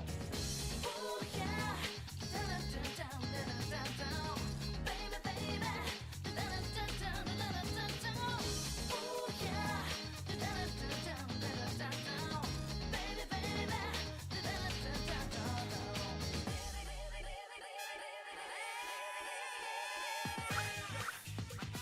Battlegrounds right here. It's a man's world. Gotta get ready for this right here. Hey yo. Fears awake, anger beats loud, face reality. Never be charity. The enemy, your buddy, covers all society. Damn right, mommy's not here, gonna fight all night. Right here, shadow 10 o'clock direction. Seize the moment, destroy the nation. Your rhyme slow motion, give me motivation. Breathe out now, and then on arrival. Round up around, spit out all over. Rhyme like a rolling stone, calm in the crowd. Watch out the moon, that this too loud. Get what this sound and rhymes hold ground. So round up, don't ease your pace, cause enemies brutal. Moment of truth, there ain't no truth. You're the only one world, one love. But the battle goes on, shadows all mass destruction. Ooh yeah, down, down, down, down, down, baby, baby, down, down, down, down, down. Ooh yeah, down, down, down, down, down, baby, baby, down, down, down, down. Ooh yeah, down, down, down, down, down, baby, baby, down, down, down, down, down. Ooh yeah, down, down, down, down, down, baby, baby, down, down, down, down.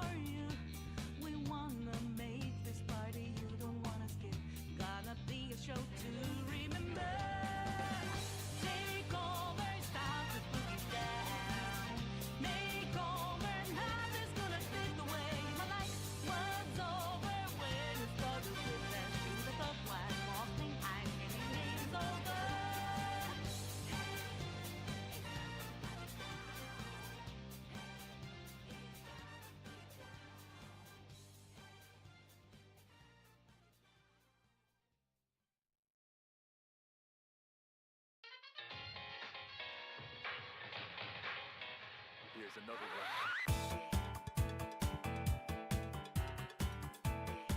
time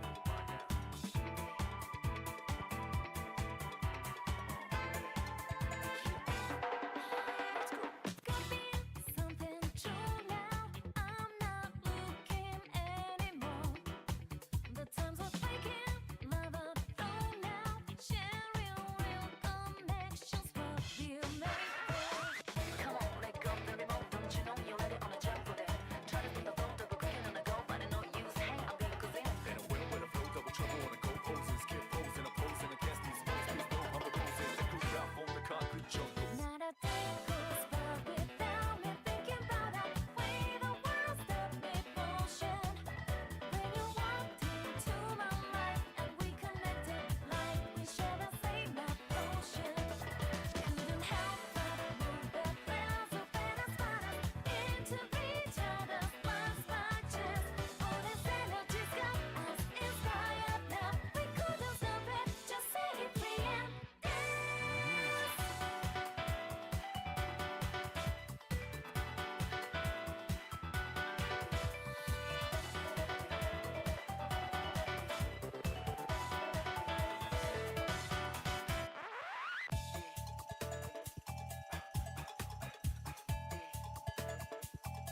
you love this beat? However you like it. Smooth to good. Are you ready? we got something strong now. We're not hiding anymore. The times are funny, never gone now. Only special friends coming through our door. Live a real life, don't be possessed by whoever, no time to waste, keep on moving. With the one and all the beat, don't matter, it can never give up, life keeps improving. Embrace the heartbeat, that to a step, to a connect with it, hold it tight, spider web to it. Told you once again, nobody can hold me Not down. a day goes by without me feeling that way. Not a profound devotion. Since you walked into my life and all around me, everything just got me motion. Like a high wire at the thumping must be true that radiant intensity we share. All this energy's got us inspired now. Wanna dance, wanna share this magic bond. Like we share the same emotion. Yeah, you and I wanna share this, man. Let's get suited up right here. When you walked into my life and we connected like we shared a magic dance. Straight away, go my way, let the nonchalant be commandant to themselves, but we're taking over, making over. The lampshade claim they make games over. It's a spell of magic, imagine what happens. Different age, different passion. What I'm asking, I can't call it. If I ain't got my crew, won't be dancing. Gonna touch down, make this dime. Keys get alive, the melody, the flow, the beat, the heart together, we ride. This energy's got us inspired now. We couldn't stop it, just set it free and dance.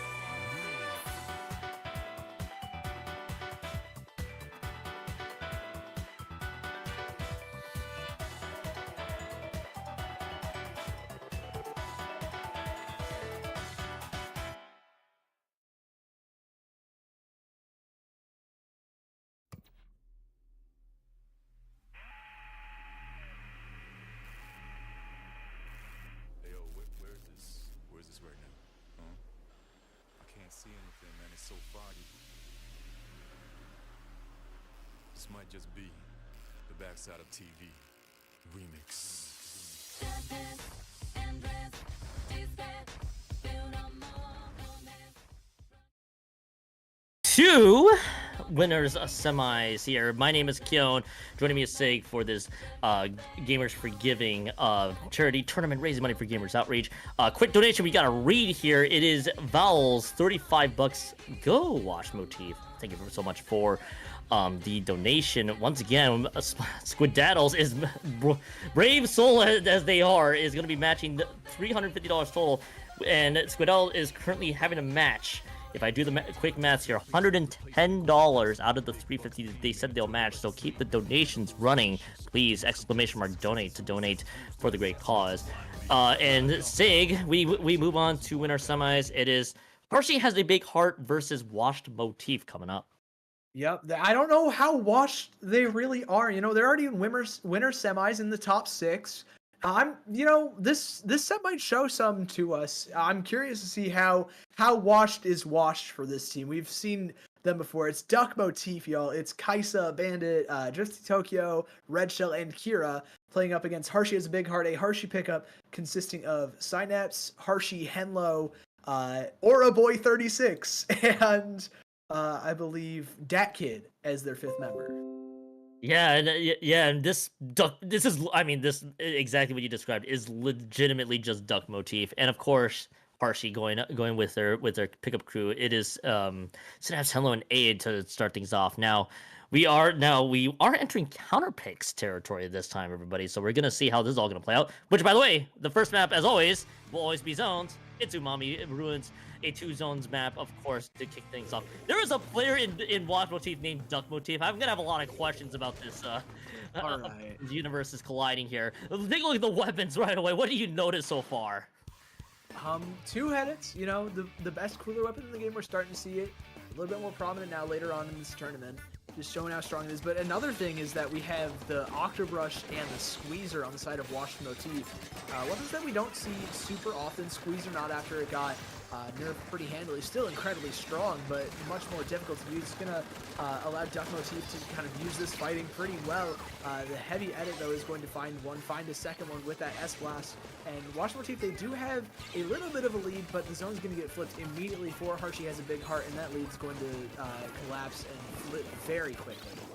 Yeah, only going to flip very quickly here. It's going to be a lead change for Harshy has a big heart there, and Washed Motif, excuse me, is trying to see if they can find the return. There's going to be a nice little pick on the Vex, and that will help their cause, but Synapse also dropping there. Washed Motif takes 3 members out, and there should be quick paint over both zones right away. It's going to be, I believe, a delayed wipe, excuse me, for sure, so that will be the zones flip in the other direction. They're going to be clearing out the penalty points quickly, and Washed Motif is going through right now here, Sage. Yep, they've got that zone back, only 20 points separating them in the lead. They have a special to work with, but this Booyah Bomb's going to come through. One zone does end up getting flipped by Harshy as a big heart. And the hammer comes in just to force a little bit of pressure on that Zip caster, not quite finding any picks with it. And Watch Motif, they do take this lead. They have a pretty solid setup here, especially with that Trizuka finding the pick onto the 96 Gal Deco, and as well as another one onto that S-Blast. Henlo ends up dropping as well. It's just Harshy left on this splat lane on the heavy edit, and constantly getting just chipped away at by these burst bombs. Goes down. The Kraken is going to force everybody off of that flying saucer part of the map. And Watch Motif, they have an opportunity here, but everybody... they have an opportunity to KO, but everybody from Harshy has a big heart is rushing to the side of the zone and just trying to get this immediate cap in. They're trying to get this immediate cap in, almost a few paints away from being able to get the cap. They finally do at the end.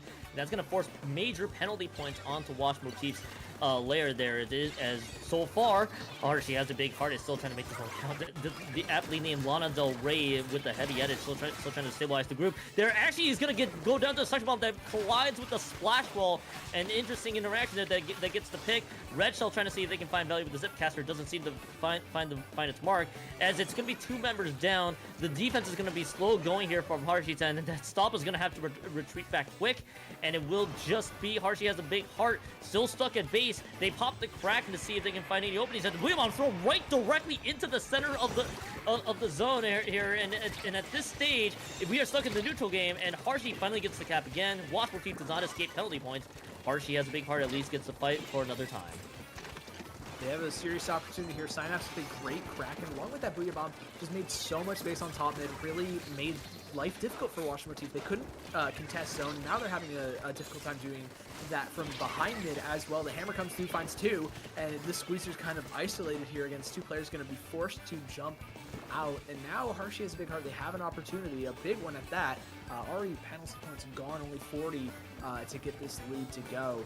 And they have a Kraken. A lot of pressure could be going here, but Vexen able to pop that Kraken in a safe spot. Most importantly, the Kraken finds one. The Booyah Bomb is popped as well. Just forces everybody back on the side of Watch Motif, and Harshy has a big heart. They are so close to this lead.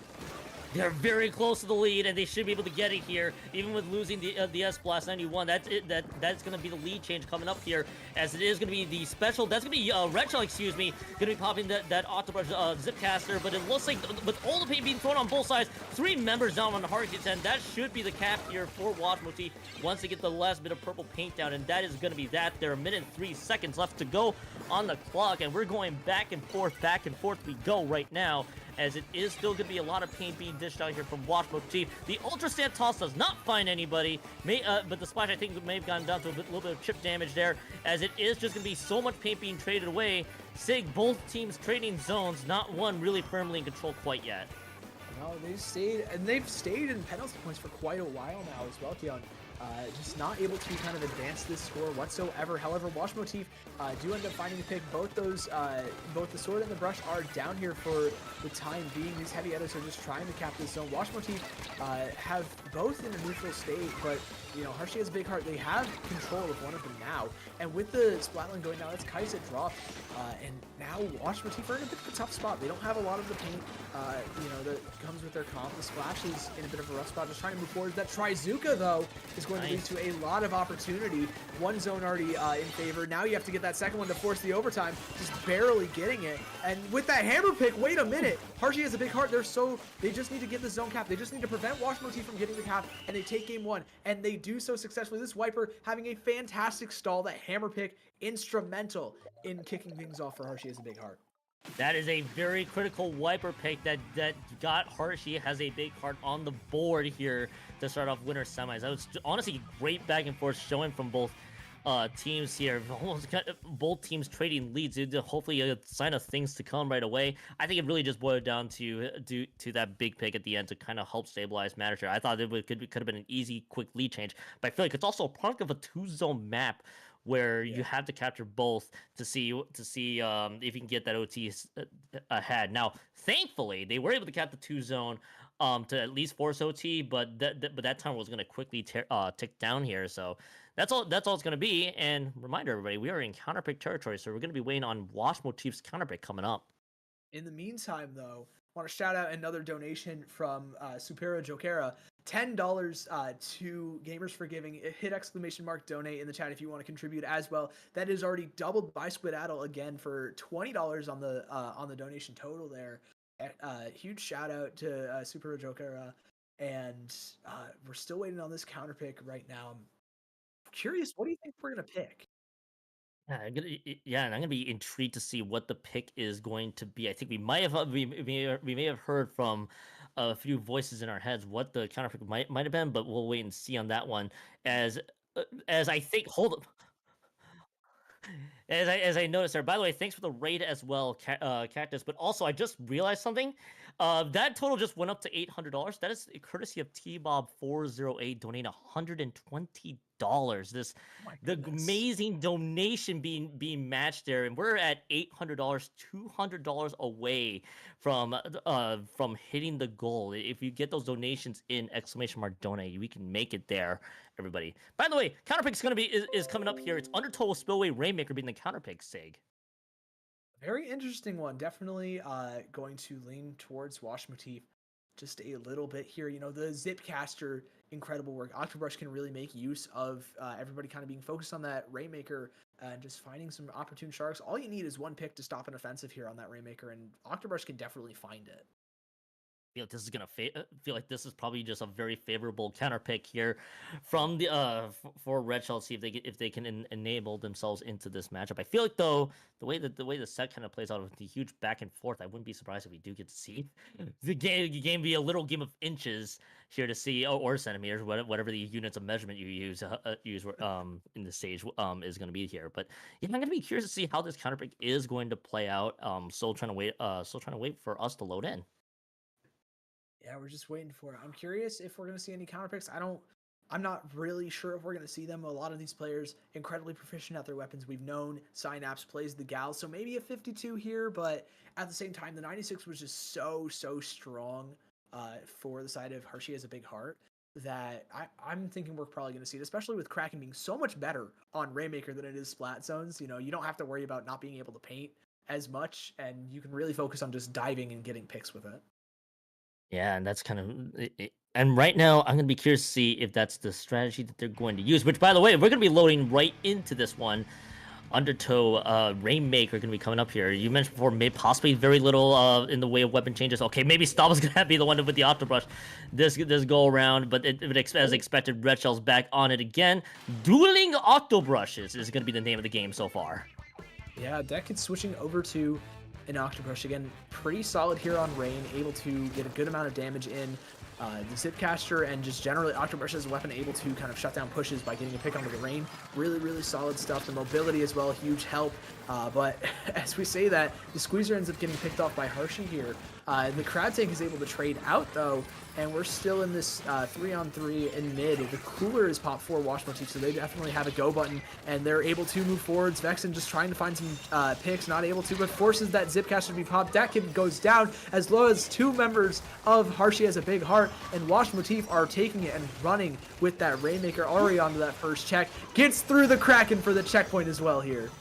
Yeah, that Kraken pick. If that pick landed, that would have prevented the checkpoint from being cleared, but to no success. And that is the Rainmaker being quickly moved forward. There are 3 members already quickly going down, and there's gonna be a lot of purple team being thrown into this bubble there. They're gonna just rush forward, just try to see if they can get points on the board. Red Shell in prime position to get a pick there, which they did. And now it's going to be Henlo and the rest of Hershey's group trying to see what they can do as both Octobrushes have gone down. The Cooler being dished out. Their Ultra Stamp jump shot does not land on the Ultra Stamp. And that Rainmaker is being picked up and likely flying the other direction into more sane ground for Hershey. Has a big heart. And all that being said and done, the pick onto Duck to the aptly named Duck motif. And Hershey holds it off for another day. But Sig, 34 points remaining, 66 points cashed in. A great start again. Oh, absolutely fantastic start.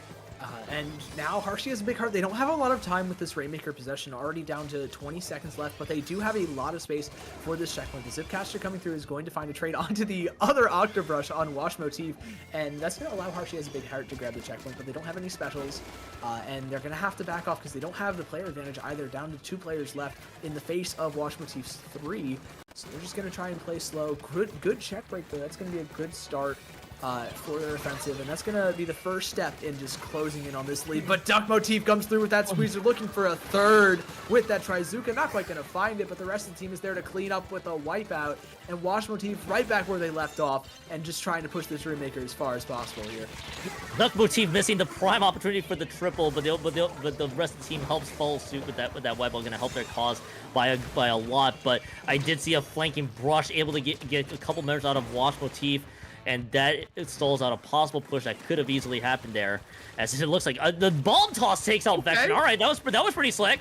I appreciate that. As it is going to be a lot of yellow paint being dished out there. It is going to open the door just a tiny bit for Hershey. Has a big heart. Saba, by the way, on the side has a Zipcaster flying in with the Octobrushes. But it is going to go on to the recalls. Both Octobrushes down, but Hershey loses 3. They're going to lose everybody. The wipeout is there, and Wash Motif holds again on defense. They just keep holding it. It's just unbreakable for Hershey has a big heart so far. And now with 2 specials, they're able to turn this defense into a great offense here with Vexen's Crab Tank, Duck Motif's Trizuka. But Duck Motif runs forward, tries to get set up a little bit easier, gets picked off, and with that cascading effect, Hershey has a big heart is able to again shut down a possible push from Wash Motif here. Now with the Kraken and Zipcaster, a lot of dive opportunities here for Hershey has a big heart. We already see the Zipcaster goes up and finds that Crab Tank, shuts down the Zipcaster, though isn't going to find much more on the side of Wash Motif. And now the Rainmaker's being run up on the right side, and they grab the lead just barely, only 2 points separating them now. The Kraken trying to stay alive here, but the rest of Duck Motif is there to kind of grab it, but the Rainmaker gets grabbed again! What on earth is going on with Hershey has a big heart? Just constant pickups of the Rainmaker, and they're just trying to see if they can get more points on the board. I am also favoring the fact that they went on the full right side, the uninkable ramp north to the right. More teams often than not will push left, and that is exactly what ends up happening there because Hershey has a big heart, able to snuck through Kaisa and able to get the lead change. And now 40 seconds left to go on the clock. 2 special available. You got a Crab Tank, you got a Zipcaster at the ready to make this one count. As we got about 32 seconds left to go. Here's Sig, and Wash Motif has likely one last push left in them. Yeah, only about 25 seconds, 60 on that Rainmaker carrier. So maybe you rush forwards, get picked off. That hammer toss isn't going to find anything. Vexen actually making so much space, pops that crab tank, forces the Kraken out. The Kraken's going to find Vexen here, but the burst bomb gets Harshy. Now the Kraken doesn't have that much time left, can't dive that Rainmaker, but the Zipcaster will be able to. The Rainmaker ends up going down here. Watch Motif need to pop that instantly, but they don't have the players. It's just Vexen left, and they get popped immediately on the jump in, and Harshy has a big heart, end up going up 2-0. We could see yet another sweep here, Kyon. Another sweep now on the board for on the board here, and Harshy has a big heart showing up to play. Anytime I see a lead change because of the bold right side push on the uninkable ramp, you deserve a lot of extra credit points there, because that was bold. Kaisa was just planted on the right hand side of the map just to prevent the push from happening. And they still managed to get away with the huge lead. Harshy has a big heart. They certainly had a big heart there to make that push, and it sure as heck counted. Oh yeah, I'm sure Wash Motif would have loved to try to seal the deal and get the defenses clamped in. They had a great start on that lone push that got them to 34-point range. It just wasn't enough though at the end. no, it wasn't quite. Great opener, but again, able to play around the Kraken. I feel like the Kraken again was like a main factor in getting that push, just because you were able to shield the Rainmaker from so much just damage. You can absorb it. It's invincible. You have so much, I guess, tankiness built into that special, and you can kind of play Protect the President with it, with that Rainmaker. Excellent work. Great kind of on-the-fly strats developed from Harshy Has a Big Heart. That's going to put them up to 2-0 and give Wash Motif another counter pick here. Yeah, Wash Motif now has to deal with, I believe if I do my math correctly, the last possible counterpick they're going to have here in this best of 5. But while we wait for the counterpick, we got 2 donations that we got to read out here. Again, the match is currently in progress right now for Squidaddle, the bold person themselves. Cactus, host of the Cactus Patch here on Dapple's donating $20, by the way, and that's being matched. And Skyro_PNG donating $25.69 for this event. Again, thank you both for those donations. We're up to $891 just about. So if you keep those donations coming, again, Squidaddle is going to continue matching up until 350, which is basically going to be the goal. Once the goal is reached, Squidaddle will stop matching. So basically, you might want to make it to the goal if you want to get that match in, and that's going to be the big thing here. Yeah, that is incredible work, by the way. Can we just point out, we're barely 2 hours into the broadcast, into the tournament, and almost hitting that goal. Shout out to Splatoon, y'all. We were doing a fantastic job. Again, only about $110 away from it. Huge work. We're going to Rainmaker Museum for Game 3 here. And again, another Rainmaker map. You know, it worked out early on well for Duck Motif, but, you know, not able to clutch up. Maybe they're banking on another, like, one-off play like that not happening here. I think I can kind of see the vision. They had a pretty solid Rainmaker performance in Undertow. It really just came down to just one critical play at the end. You mentioned before, maybe they'll treat it as a one-off, like they're not going to get us a second time in Rainmaker in Museum. And I think it also is trying to enable the strength that Red Shell had there on that Octobrush. So I'm going to be curious to see. Yeah, I'm going to be curious to see how, if that is what we're going to see. But on the other hand, we've also seen Harshy Has a Big Heart. They also have an Octobrush of their own, so we could once again be seeing more dueling Octobrushes. Yeah, Dat Kid, the Opstop, very flexible player. You know, going from the S-Blast to the Octobrush, definitely has a lot more in the pool as well. We've seen it in tourney for quite a while. You know, we could see just about anything come up here for Harshy Has a Big Heart. I believe Duck Motif is probably going to stick with the same comp. I'm curious to see what we're going to rock with. Opstop switching over to that shot. And no change on the side of... Oh, no, actually, Vexen is switching over to the shot from the splash. Yeah. So instead of dueling Octobrushes, now dueling vanilla shots. Effectively, yes, there is the shot with the order skin there, but for all intents and purposes, the vanilla shot as well. So gonna be curious to see how this is how those changes are gonna happen here. Henlo gets a pick onto Vexen. It's a Zuka shutdown for that regard. As we do get to see Saba be using that Zuka to great success. And Wash Motif is quickly 3 down. That spinner was about to turn in the wrong direction, but they're able to make the jump. And Harshy Has a Big Heart. Strong push, 35 seconds in, the checkpoint already cleared. And they're gonna try and look for more with this Kraken, already finding one pick, just trying to stabilize a little bit. Duck Motif goes down, trying to retreat through that little splash wall, and Henlo finds a third. The hammer toss coming through, gets that fourth. That's a delayed wipeout, and Harshy has a big heart. They're running for more, already gunning for less than 30 points left here, getting to that kind of bit of the stopping point in this map, down to 25 points in that little trench. A lot of pushes can end up dying there, and we see exactly why. You know, you're running into a lot of high ground, but Harshy has a big heart. Again, first minute, and you're already down 75 points. That is as good a start as you could hope for. That is a fantastic start, and for all intents and purposes, you hear a lot of people like me say that could easily be the push that could do it. But there's still plenty of time left, and Wash Motif, of course, a very talented crew from many eons ago, just trying to see if they can make this one count. But there is a crack, by the way. That Synapse with Kraken is already finding picks. They found out a lot of space.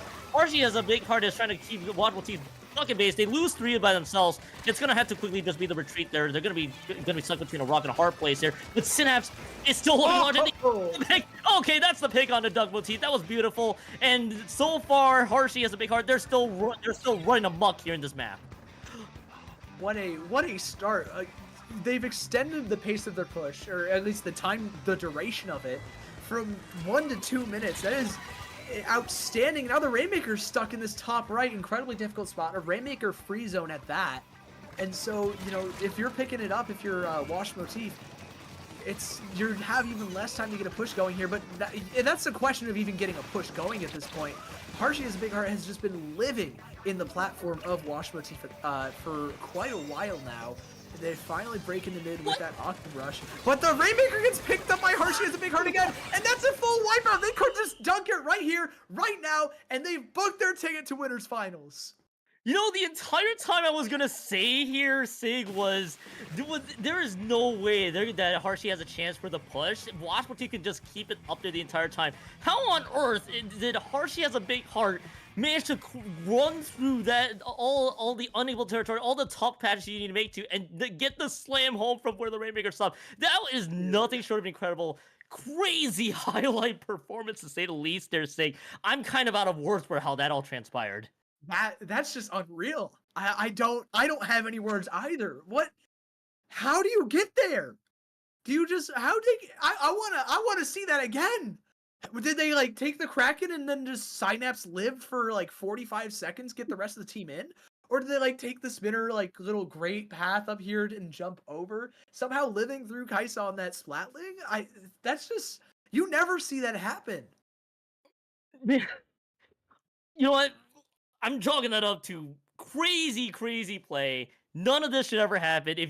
That's like something you just write on your impossible bingo card. You're saying, I cannot believe it either. That is nuts. I cannot.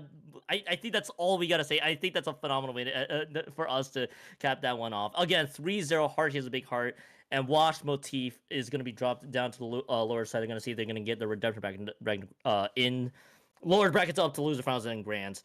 Sig, that was a fantastic commentator set with you. We're gonna get new set of people in to take us through. Actually, we're gonna be moving over to the losers bracket side from here on the Dapple side. But before we both go, where can the people find you?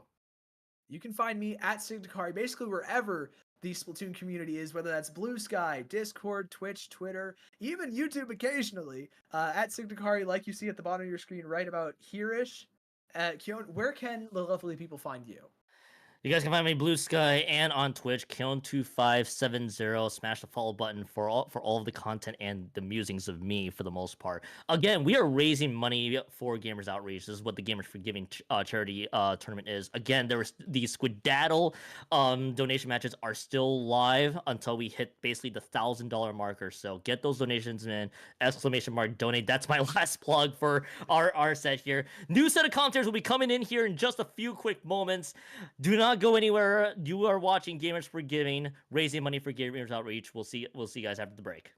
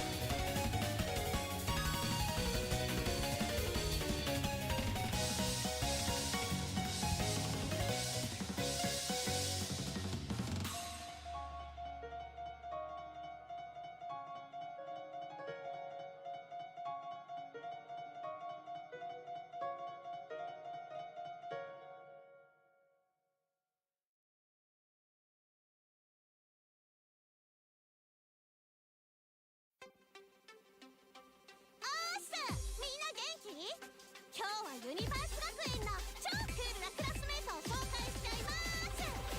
メタメタ弾けるユニバース、あれもこれもそれも誰もがヒーローでヒロイン、スマイルめちゃくとなメガネのあの子ヒューマン、好きな食べ物はちくわぶ、ふわふわ浮いちゃってるあいつは火星人、浮いてるだけでもバックアップ、ロボットに見えてもしゃべるのめちゃうまい子一番すぐ寝れるね、コンビニウルトラゲーマー宇宙一血のみじゃわからぬ味わいなのね、テストも部活動も何でもかんでももっと眩しく輝きたい、そんなあなたにおすすめ技ありますか、どんな方でもどうも生まれたままの君でいて、それが答えです、はいローハ大好きなもの見つけたら夢中になれればオールオッケー、メタメタ宇宙空間は常識なんてくるりんぱ、パーフェクトよりもパリピポに楽しんじゃえば大ありです、それじゃあ君もちょっとサクッと超越しよう、誰でもいけちゃう宇宙321で準備は OK、ちょっと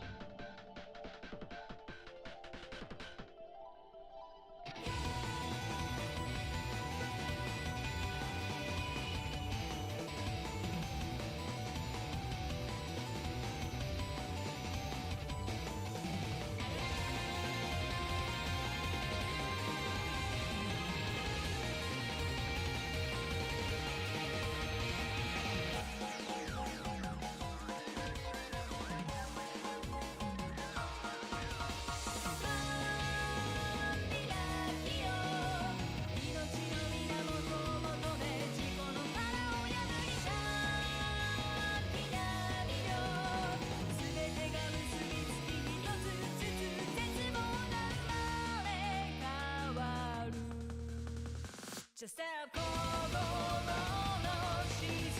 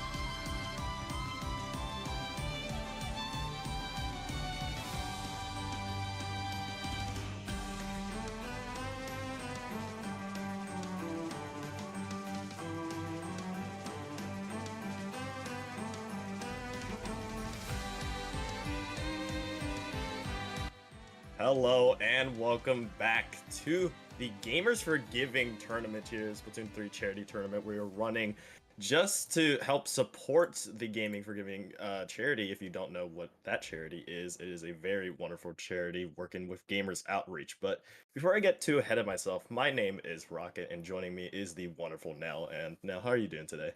I'm doing really well. Thank you, Rocket, for the warm introduction. I'm really excited to be seeing these top-notch players kind of go head-to-head for a good cause. So currently the donation is at 891. We really want to see it get to 1,000 soon. If you Mhm. haven't had a chance to donate, please be sure to donate. It's a very fantastic cause. And, I mean, it's fantastic. I love that the Splatoon community is coming together to do something great. Yeah, and on that note, we have so many top teams coming here and showing their support for this. So, I mean, like you mentioned and kind of touched on a little bit, this just shows how wonderful our community is just to come together for such a great, wonderful cause like this. But moving on to the game itself, we'll be looking at New Meta versus Facade here. Game one will be TC Shipshape Cargo, and let's just jump straight into it because these teams are ready to play. We are seeing an Ink Brush on the side of New Meta and an S-Blast on the side of Facade. I'm really curious to see the Ink Brush on the side of New Meta. They don't have a lot of range going on here. They have a head at midline and a 96. And we see Facade running a more traditional comp style as we get into ship-shape tower control. Both teams are just kind of fighting for mid here, trying to get a stable foothold so that we can prepare for a push as we are seeing New Meta kind of starting the ball rolling. Yeah, they're going on, and you see Snack just staying on that tower here. Interesting choice to have the vanilla 96 gal. Usually players would stick more towards that 96 deco for the Kraken here, but maybe that can provide a lot more value, provide that little bit of a protection on the tower, and really just provide New Meta their push, as they are just continuously going here now, already down to the 40-point mark and going towards that second checkpoint, and it doesn't look like they're in any mood to stop here. You see that they do have a reslider available for them as well, but the Booyah Bomb coming out from the other side of Facade might be the thing that helps shut down this push. Despite 2 going down from New Meta, we're still seeing a very strong push from them. Just kind of, they're like not able to fully go down here. They always have 1 or 2 members online. They are finally picked off. We get a jump in from the heavy edit. Very, very gutsy kind of play we see.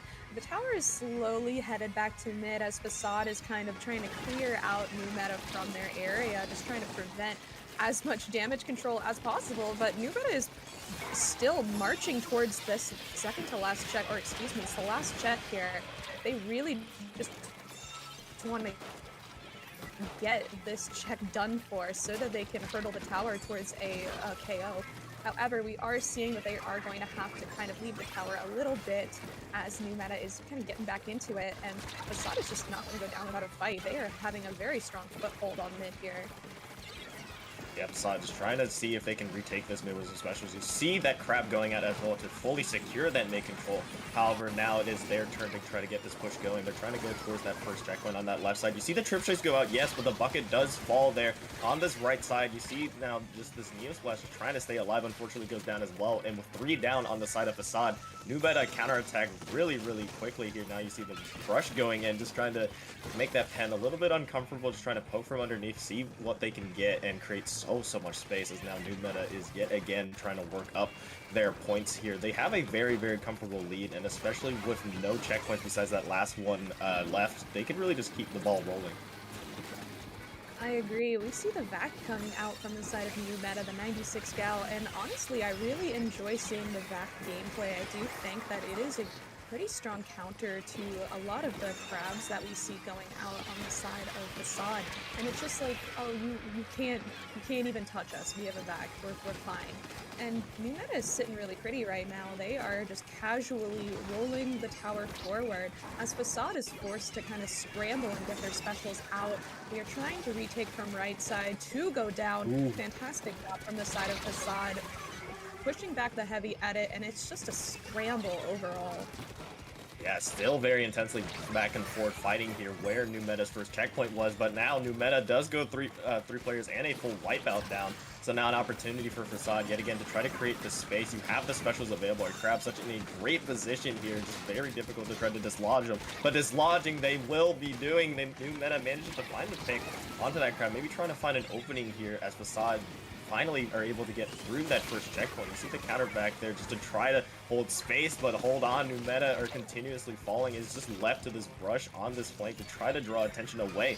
But the tower's still going for Facade here. Could easily overtake this lead, especially with the trip strikes going in. You saw the Booyah Bomb go out as well as Happy just trying to dance on there, and a very slim 1-point lead is taken here. Now with a minute left, the tables have turned, and New Meta now on the hot seat. New Meta has to make a plan quickly with only 1 minute left on the clock here. They are in just barely losing by 1 point, so they're going to have to march the tower all the way back into Facade's court.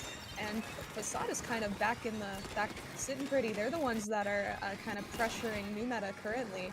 We are seeing 2 down on the side of New Meta, kind of just like a constant stagger, it looks like, unfortunately. It just seems like they can't really get their foothold with this bucket underneath the right drop, kind of sloshing through grades. Very powerful position for that bucket to be in. We do see strikes coming out a little bit early. They probably are going to have to grind for another strikes just to secure their win here, because having strikes on tower control is kind of a win condition to prevent people from getting on the tower.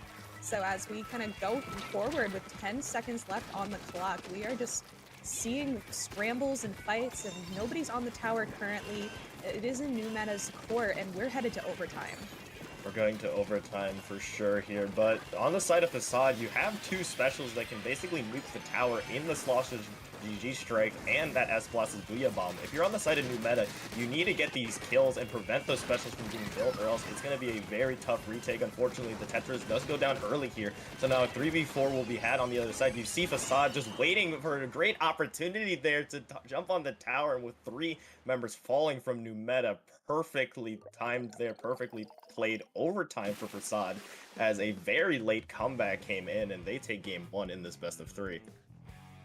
Very admirable back and forth set we saw here, Rocket. I really enjoyed seeing, New Meta was really powerful in the first half of the game. They were like, we have this in our pocket, we're good. We just need to make sure that we don't lose it. But the power of Facade was just kind of a bit too much for them.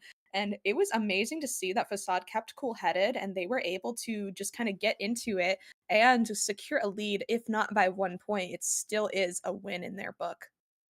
Still is for sure. Now putting New Meta on the back foot. This is losers bracket reminder, so this is their last opportunity here. You cannot make any more mistakes. Facade just needs to win 1 more and they'll move on. New Meta 1 game away potentially from elimination here. Let's see if they can bounce back. A very classic map coming up next, which is Robo Ramen Zones coming up here. What are your thoughts on this map mode now? I pretty much love Ramen Zones. It's one of my favorite map modes of all time, just because I feel like it can be played in any way that you want it to be played. There's a very strong flank that you're able to take underneath the ramp areas, and it's overall just a very fun map for all weapons, in my opinion. But once again, I am kind of a backline brained person, so not too sure what some front lines may think of this, but we don't really have to think about it too much now. We aren't seeing any changes on the side of New Meta's comp. We are going in it to Robo Ramen Zones. I will say that Facade kind of has a little bit more paint power here, because, I'm just looking at New Meta's comp, and I'm not too sure if they have the paint power for this type of map mode combination. Yeah, and you kind of just have to think about it in 2 ways. Would you rather have that painting ability, or just have the ability to just maybe get these picks a little bit easier here? Facade have a lot of specials to try to hold the zone with. You saw the Crab managing to take out 1, but aforementioned, in the previous game, they had the Tri-Strikes with the Bucket and the S-Blast, and they'll still return here. However, New Meta have maybe found an opening here, maybe able to take Facade's Elbow Brush. Unfortunately, is taken out by Mechanical Cats here, finding another pick as well, and now the Booyah Bomb is online. The lead will be taken, yes, by New Meta, but now the retake is coming in for Facade here. Let's see if they can get into the zone. You see both the Booyah Bomb and Crab and Strikes being invested as well, and just like that, just unloading the entire vault of their specials will net them the zone. Both teams have a fantastic use of special cycling here. They are both just kind of using their specials in a way where all of their teammates can capitalize off of them. It's very strong and very skilled play we are seeing. We are seeing the zone being contested. New Meta is going to flip the zone here. They are still in the lead. They are going to try and get rid of their penalty, but Captain Happy over here is not going to go down without a fight. They are trying to paint zone from a safe distance, as the pencil will, and we are seeing specials on online for Facade with the Tacticooler coming out. We are about to see a counter push coming within the next few seconds, I believe, as Facade is just kind of trying to get their hold back on the zone and possibly do a lead swap. We are seeing the zones flip right here as specials are coming out, and that was a Facade's counter push.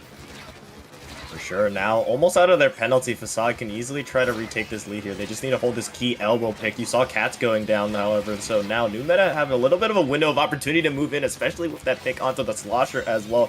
Now, Brush taking this left side flank, just trying to see if they can get something going. Now, all the special for New Meta are going in. You saw the Reef Slider there to retake that elbow here, but what a great retake by New Meta here. Still being able to maintain that lead, and it is now their penalty that is almost out. So you see the little flank on that left side by Facade Slosher here. Let's see if it gets anything going as Cats tries to move into the zone. With 2 players down for New Meta, this needs to be a very quick retake, and it is for Facade.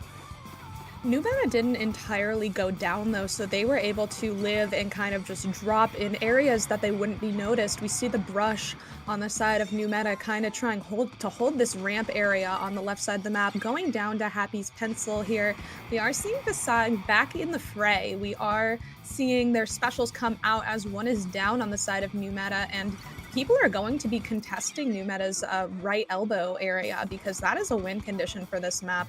We are seeing people kind of just taking fights. Good fights are being taken here.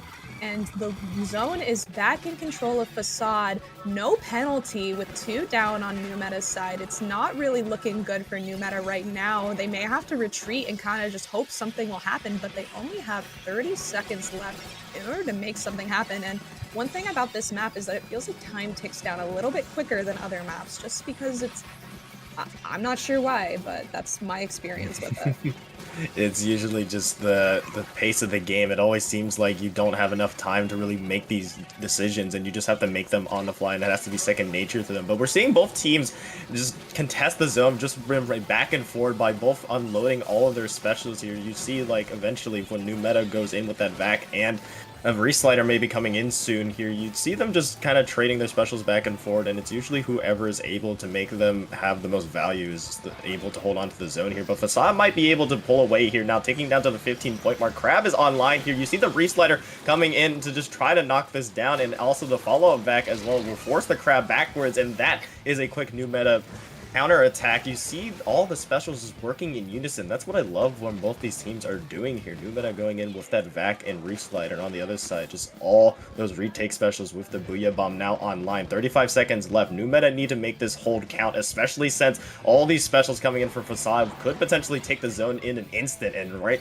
there, it takes it. And as the zone is once again taken by Facade, there is a penalty on New Meta that will kind of outlast the timer. And if New Meta is able to hold the zone, which they are going to have to go into overtime to secure a lead. 2 down on both sides. It's just kind of like a fist fight going on. We do see a Crab online from the side of Facade trying to make something happen. A Reef Slider is going to cancel that, kind of just buying them time to get through this. And oh my gosh, 2 down on the side of Facade. They're going to have to hurry up to get this possibly zone flip back. We see people fighting for zone, clamoring, and it is once again the lead swap. It is going to New Meta, making this 1-1.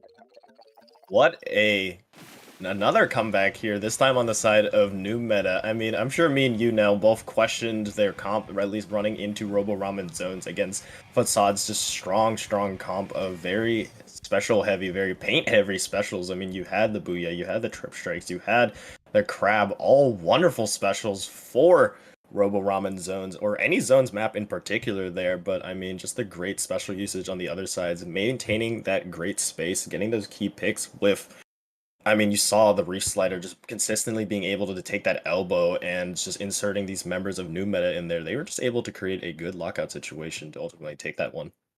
I agree. I really admired their special usage. I think that everything was very well planned.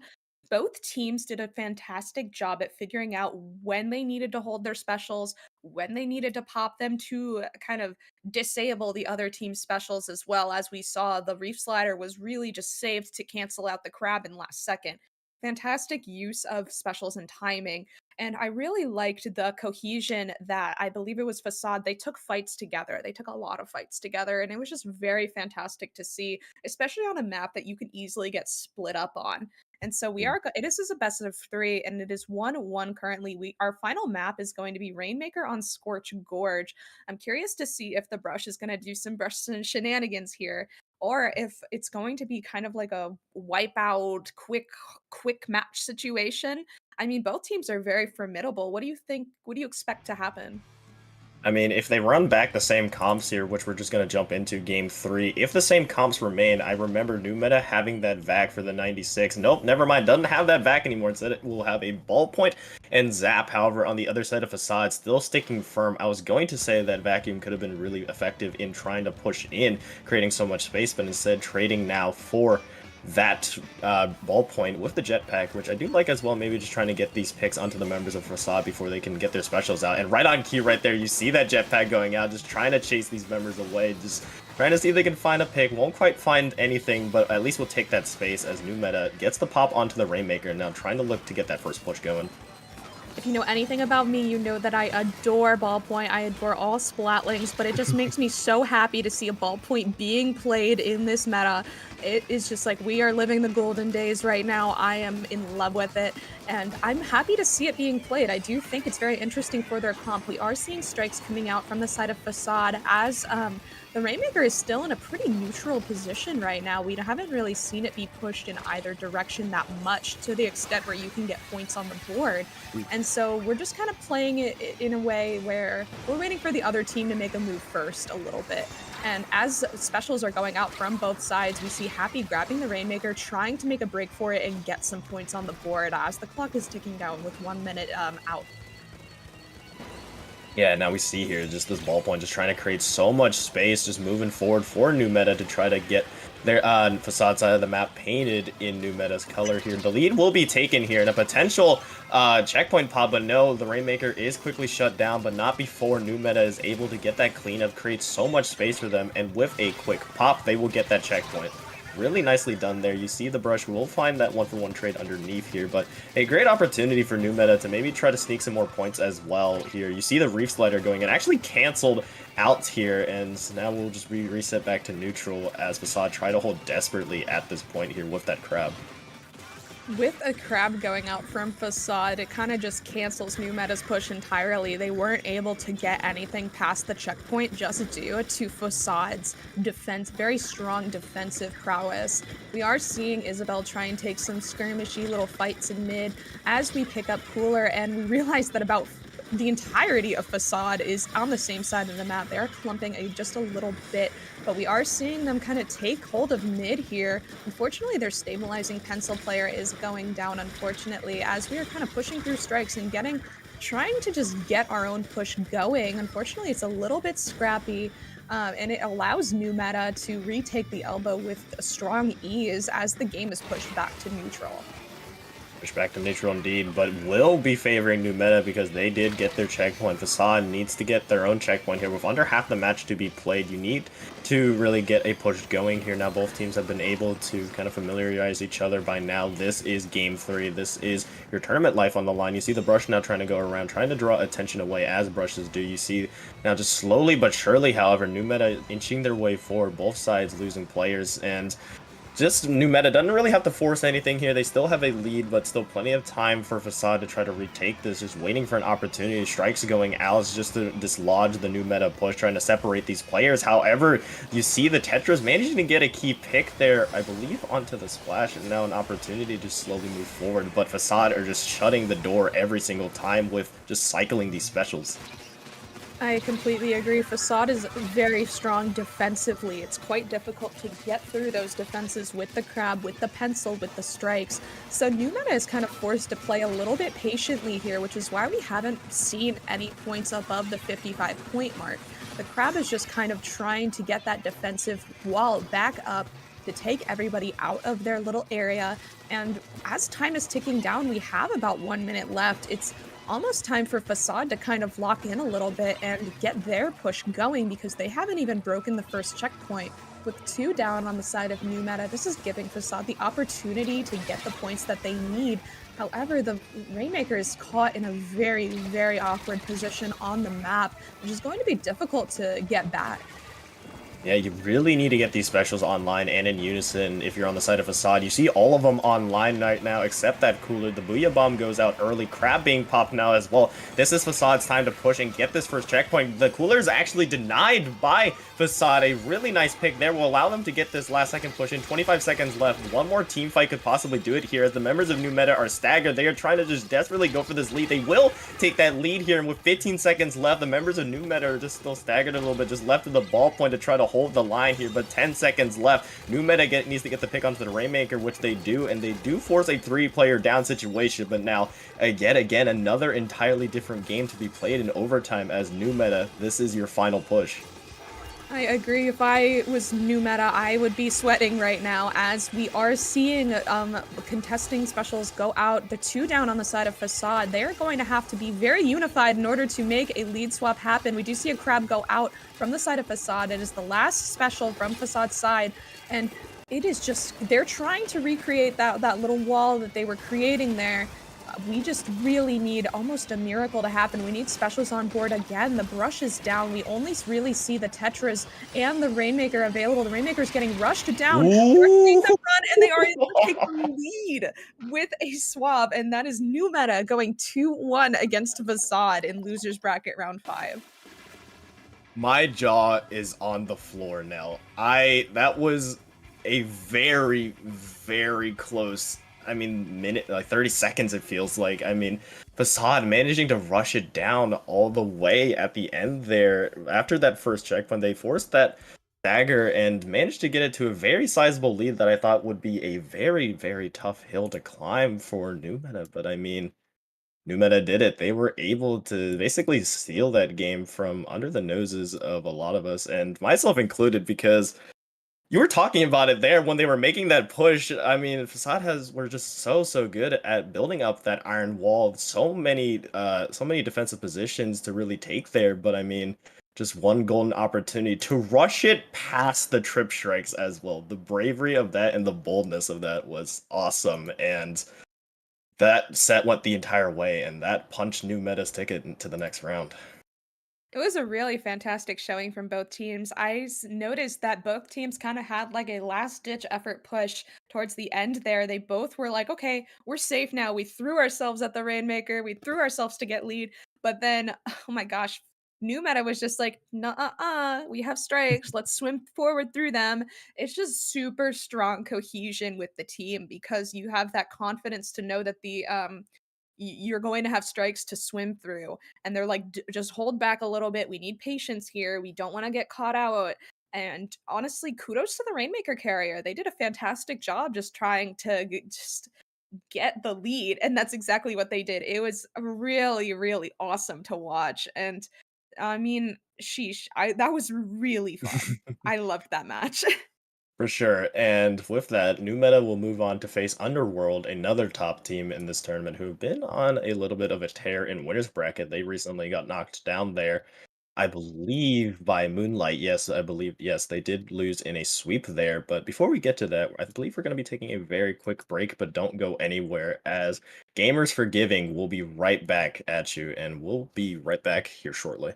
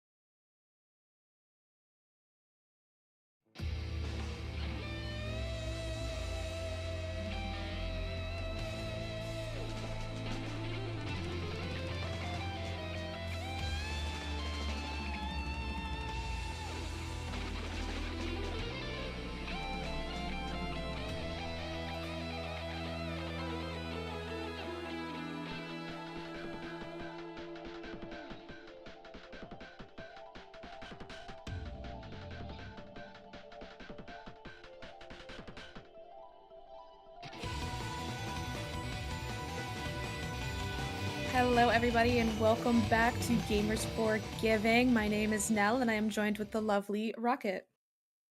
How are you doing, everybody? And just to give you a quick update on our goal here for Gamers for Giving, I believe the number is right below, right here. Yep, right here, right below there. We're almost to our 1,000 goal here, which is really, really wonderful for our community. Just gonna give a little shout out to those wonderful people who donated. Our wonderful own Grace, Alex LWS, and our wonderful streamer themselves, Incurie, right here. Thank you for your donations of 15, 20, and 10 respectively. We are so close to that goal, and a wonderful charity will be the recipient of that. So yeah, Gamers for Giving, a very wonderful charity to just give back to those, give those in the hospice and their need of just being able to just enjoy themselves a little bit more there, feel more comfortable, feel more at home. But yes, the matchup we have in store for us, we just saw New Meta pull off a basically reverse sweep there in our previous round, and they are going up against the number 4 seed Underworld.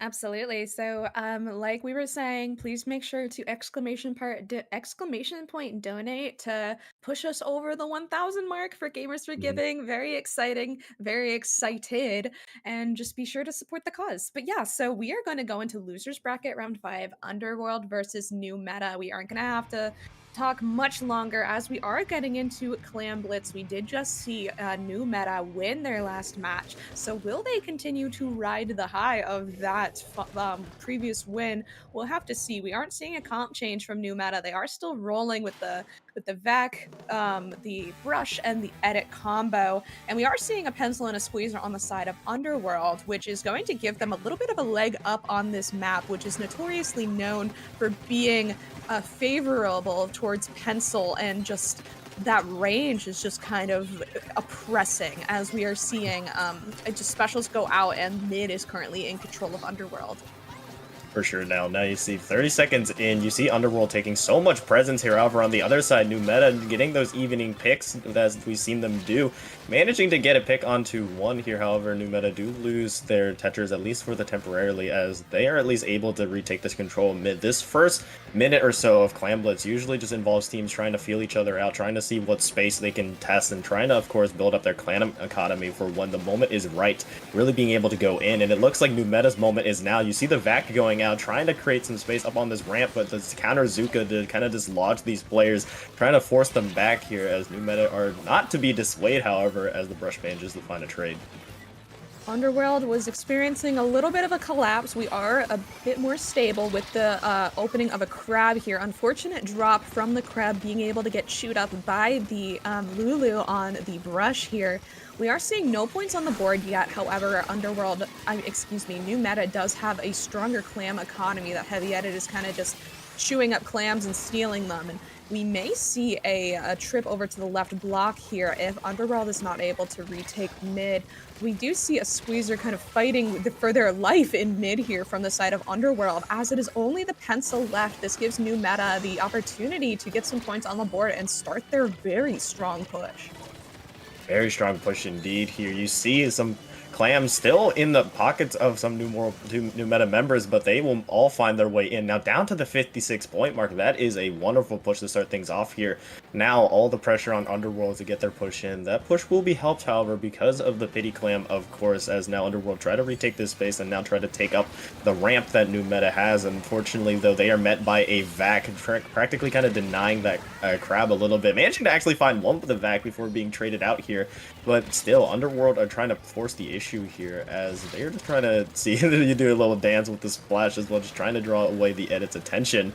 But you see a lot of balls and clams in the possession of Underworld here, so if a push were to happen, it would happen to a great effect here. But I mean, New Meta just holding firm in mid. I agree. They are indeed holding firm with 2 balls in their possession, 2 power clams, with not a lot of clams from the side of New Meta. Despite that, New Meta is trying to take space control in mid here. 2 going down on both sides. We are just kind of allowing... It's just a neutral game right now, as both teams are able to get back on their feet. Beautiful pick from the Inkback on the Snipe Rider over there. It is going to be a strong pick for the side of New Meta, because that we are not going to have the cooler in our possession, and Underworld is just trying to juggle their power clams right here as we're trying to get a foothold. They currently do not have any points on the board. We see the Squeezer player just trying to make something happen as specials are coming out from the side of Underworld as the hammer is thrown, and they are already up their ramp. They're knocking on New Meta's door, and we are ready to push finally, but will it be enough in order to get a lead swap? I'm not sure. I don't think they have the clam economy to do so, but the Squeezer is going in, gets picked off by the brush, and that may be their push. A great setup, yes, but an even better response from New Meta here, still denying that lead take for Underworld. I mean, you had both the balls make it in there, but just no clams to really follow up. Now, New Meta having a very, very strong clam economy, pretty much matching Underworld's previous push, has 2 balls in their possession, I believe, plus the pity clam as well, if they so choose. So they can really just try to extend their lead or play this very, very patiently. They're not in any rush to push here. They still have that lead. Hammer going in will be quickly denied, however. And now you see the Underworld members just kind of getting cleaned up. On the other hand, a 1-for-2 trade will be had, and the barrier is actually broken for New Meta. You see the ball making its way in, and another one making it as well. The pity clam still rests in the back of New Meta, so they won't be able to get that ball in, yes, but they still have a lot of clams to work with here. Now, with 25 seconds left, Underworld need to get that pity in soon here, or at least try to get in a push eventually, because overtime is going to be their last opportunity. Overtime will happen. I do agree. They should have a power clam in their possession. They do have the pity clam that is given to those that have an open basket and closed basket. But I will say that New Meta is having a formidable defense with, well, excuse me, Underworld has a formidable defense as it looks like New Meta is really hungry for that confirmation that they're going to win the game. As we're just seeing kind of everybody scrambling, we are seeing 2 go down from the side of Underworld, and oh, it's just like an endless stagger, and there goes their last clam carrier as they're getting jumps in, and overtime is going to solidify the winner, which is, I believe, a New Meta.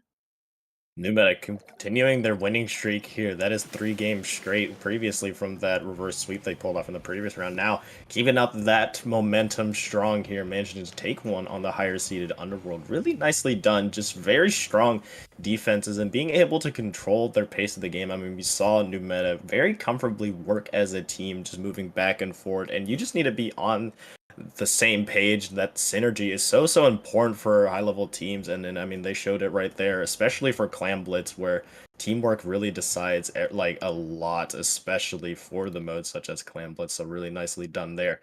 Now, on the other hand, we did see a lot good from Underworld. I mean, you did see that counterattack just really strong, almost being able to take that lead. Just unfortunate the Squeezer that was cut off by that brush, but they have an opportunity to bounce back here, as this is a best of 3, so you just gotta leave it to game 2 and see if you can bounce back. I agree. If Underworld is able to take game 2, then we will go to a game 3. And we won't be here for too long if New Meta takes the next game. But let me double check what the next map mode is going to be. We are going to go to Tower Control on Inkblot Art Academy. And I do think that we're probably going to see the pencil come back. We may see the same comp.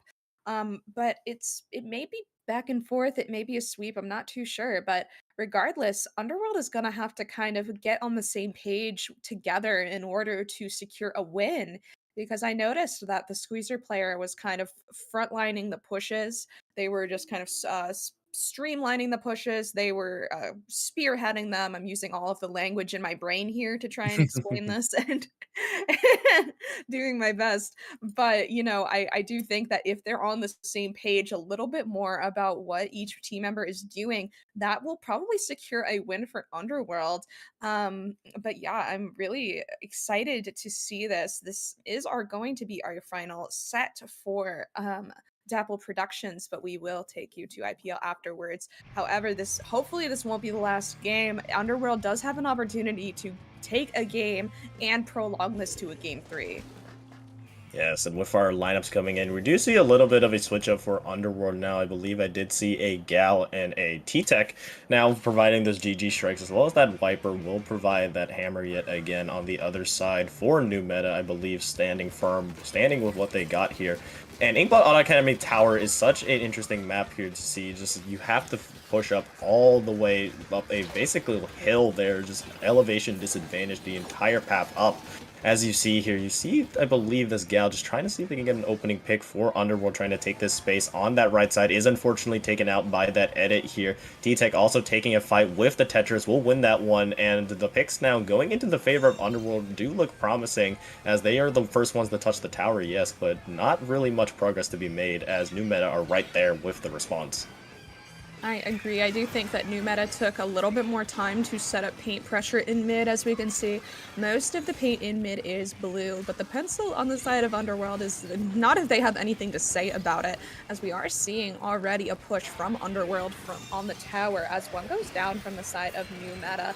The individual here, the gal, is just gonna get cooler, and we already are hurtling through the first checkpoint, which is setting up Underworld really nicely for a nice formidable push here. We do see the Dapples from the side of New Meta, the Tetras from the side of New Meta, just kind of taking some attention away. That is kind of their plan. They do have an ink brush, they have a I keep calling them Dapples, they have a Tetra, just trying to take that attention away as the tower is hurtling towards 26. Yeah, a very strong lead for Underworld, and this is what you need after that first game. You need this bounce back opportunity. However, plenty of time for New Meta to get back into this one, so you can't rest with just that, at least for now. You need to have some strong holds here, as now it is New Meta's turn to respond. You see they're already in the bats area. You managed to get that Reef Slider canceled out. The hammer going in. We'll try to shut down that vac. We'll get that trade there, and a 2-for-2 trade will be had ultimately. Now this crucial fight in mid is actually won by the gal, but ultimately traded out themselves, as Underworld just has their pen as the last player standing, just trying to see if they can hold space. Is unfortunately picked, and now New Meta are continuing to keep the ball rolling, as Underworld are a little bit staggered here. I agree. I was just going to say that Underworld seems to be in a stagger and not able to all get back at once and secure a strong defense, as members of New Meta are in Underworld's bats area here, which is a very difficult location to get them out of without the power of specials. And so unfortunately, the Wiper did manage to get a hammer at the ready, gets picked off. We are seeing specials go out in bats, and now it's just the pencil once again from the side of Underworld as they are hurtling through the next checkpoint. It's looking good for a New Meta to get the lead swap here. If nobody looks at tower, we are seeing people start to look at tower. Picks are coming and going, and we really need to get them off that tower if we want to guarantee a lead swap. And with a beautiful defense from Underworld, we are clearing out 3 members of New Meta, and we just barely sneak past a lead swap. That double kill from the pen was crucial during that fight for Underworld, now holding on to that very, very slim 1-point lead like you mentioned there. I said when Underworld initially got that initial push to not rest easy, and I mean, New Meta gave them a little bit of a scare there, but still, with a minute 35, New Meta tried to look to rejuvenize this push, not trying to take this to a game 3. Underworld doing the complete opposite, trying to force this game 3, as you see the edit now position themselves very strongly onto that tower, getting so much paint in front of them, being ultimately forced off by a longer range pen here, but New Meta setting themselves up great for a pusher. The Gal, though, it's such a problem for New Meta. Will get traded out, yes, but not before finding that backline. Now, with nearing a minute left, you really need to start developing these specials. However, as soon as I say that, the vac is denied. And just like that, 3 go down from the side of New Meta, giving Underworld the opportunity to solidify their win here as they are in control of the tower with 1 minute left. We are seeing specials being farmed. Underworld really wants to guarantee their win. They don't want another scare like that with the 1-point scare that New Meta was able to sneak by. New Meta is like, yeah, we can do that again. We just need to have some time to do that again. But the game is saying, no, there's only 30 seconds left. However, there are 2 specials from the side of New Meta. We are preparing for another push, a last-ditch effort push, I believe. This may be New Meta's last opportunity in order to get a lead swap. The hammer is going to try and cancel anything going on. 3 down from the side of Underworld. It is not looking good right now, Rocket.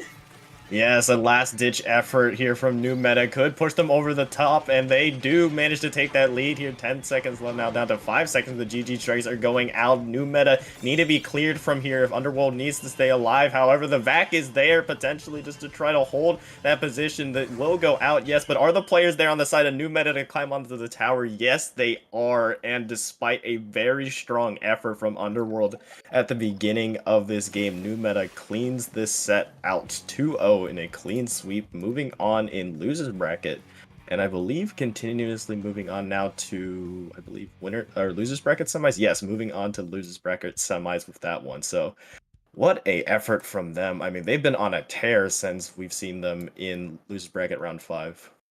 Very fantastic showing from New Meta. I mean, both of the games were incredibly back and forth. Underworld was like able to secure a lead, and then they're like, "Nah, nah, we're gonna do a lead swap again." So, just fantastic showing from both teams. I'm really happy to see that New Meta, they just were able to sweep, and awesome. But I mean, that's gonna be it for us here at Dapple Productions. But before we bid you adieu, I just do want to plug that we are going to be continuing to get donations. Be sure to support the cause. We just hit 1,000. Thank you to Yo! everybody that, Let's yes, go. yes, we just hit 1,000. Thank you to everybody that donated. Fantastic job. And before we log off today, Rocket, where can the lovely people find you? Well, I just want to say first off, that's a wonderful way to go out. I mean, just right on the dot there, making it to 1,000. Thank you to all of you who donated. Thank you for this. Just really shows the strength of our Splatoon community. That is lovely. But with that being said, yes, we will be continuing to IPL. But like you mentioned, you can find me at Rocket One on Blue Sky right down there. I believe I'm plugged right down there, right below my face there. And you'll find me in a variety of spaces. Now, where can the people find you and your wonderful cat? The people can find me at Nellfire everywhere, Nellfire with a one, specifically on Blue Sky, and also I stream on Twitch. So amazing. Thank you for your time today. And we are going to raid, excuse me, we are going to be raiding IPL. We are still doing Gamers for Giving. So be sure to continue to support them there as we kind of move forward. Stay tuned. Thank you for watching today, and thank you for all of your donations. Be sure to go through with the raid and say it was a Dapple raid because we love each other. But it was wonderful spending time with you guys today, and I wish you have a wonderful weekend. Take care.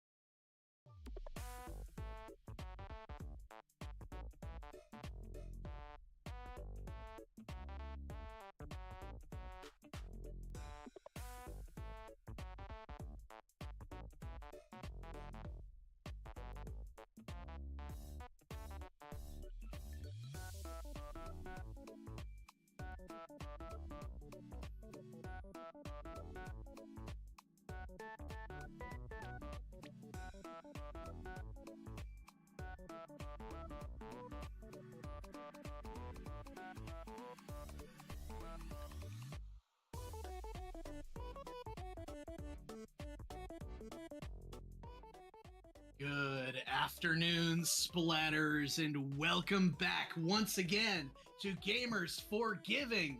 Welcome all as well to all the folks coming in. My name is Sophie King, your couch surfing ride or die in the mic. And who's that over there who I'm commentating with for those who are just joining? I am Nox. We're going to be getting into this here soon, but first we have some donations to read off. We've crossed $1,000, which is so exciting to see. We have Alex LWS with $20, Inkare with 10, and Pinky with another 10, and that brought us over that $1,000 threshold, which is so incredible to see. Yeah, and again, reminder, this is all being donation matched by Squadaddle, who has a little under $10 left on their match. So also big props to Squadaddle, who at this point has put forth $340 towards the donations. Big shout out to them for this match, getting us most of the way there. Folks, just because we've reached our goal, though, doesn't mean we got to stop. If you look at our little website there, we got a new goal. 1,250. That's actually been the goal all along. So we're actually not done yet. We're gonna just lie to your faces. Not done yet. Gotta hit that goal. But let's shift over to talk about Nox, this outstanding upcoming losers Yes. semifinal set. We're in top 4 in both of these teams. Arguably, we're not expected to even be here at all. Yeah, definitely. New meta, having some pretty decently known players. LeBron and the Lakers not having players I necessarily know. But after seeing their last set, I'm not surprised to see them here. I'm very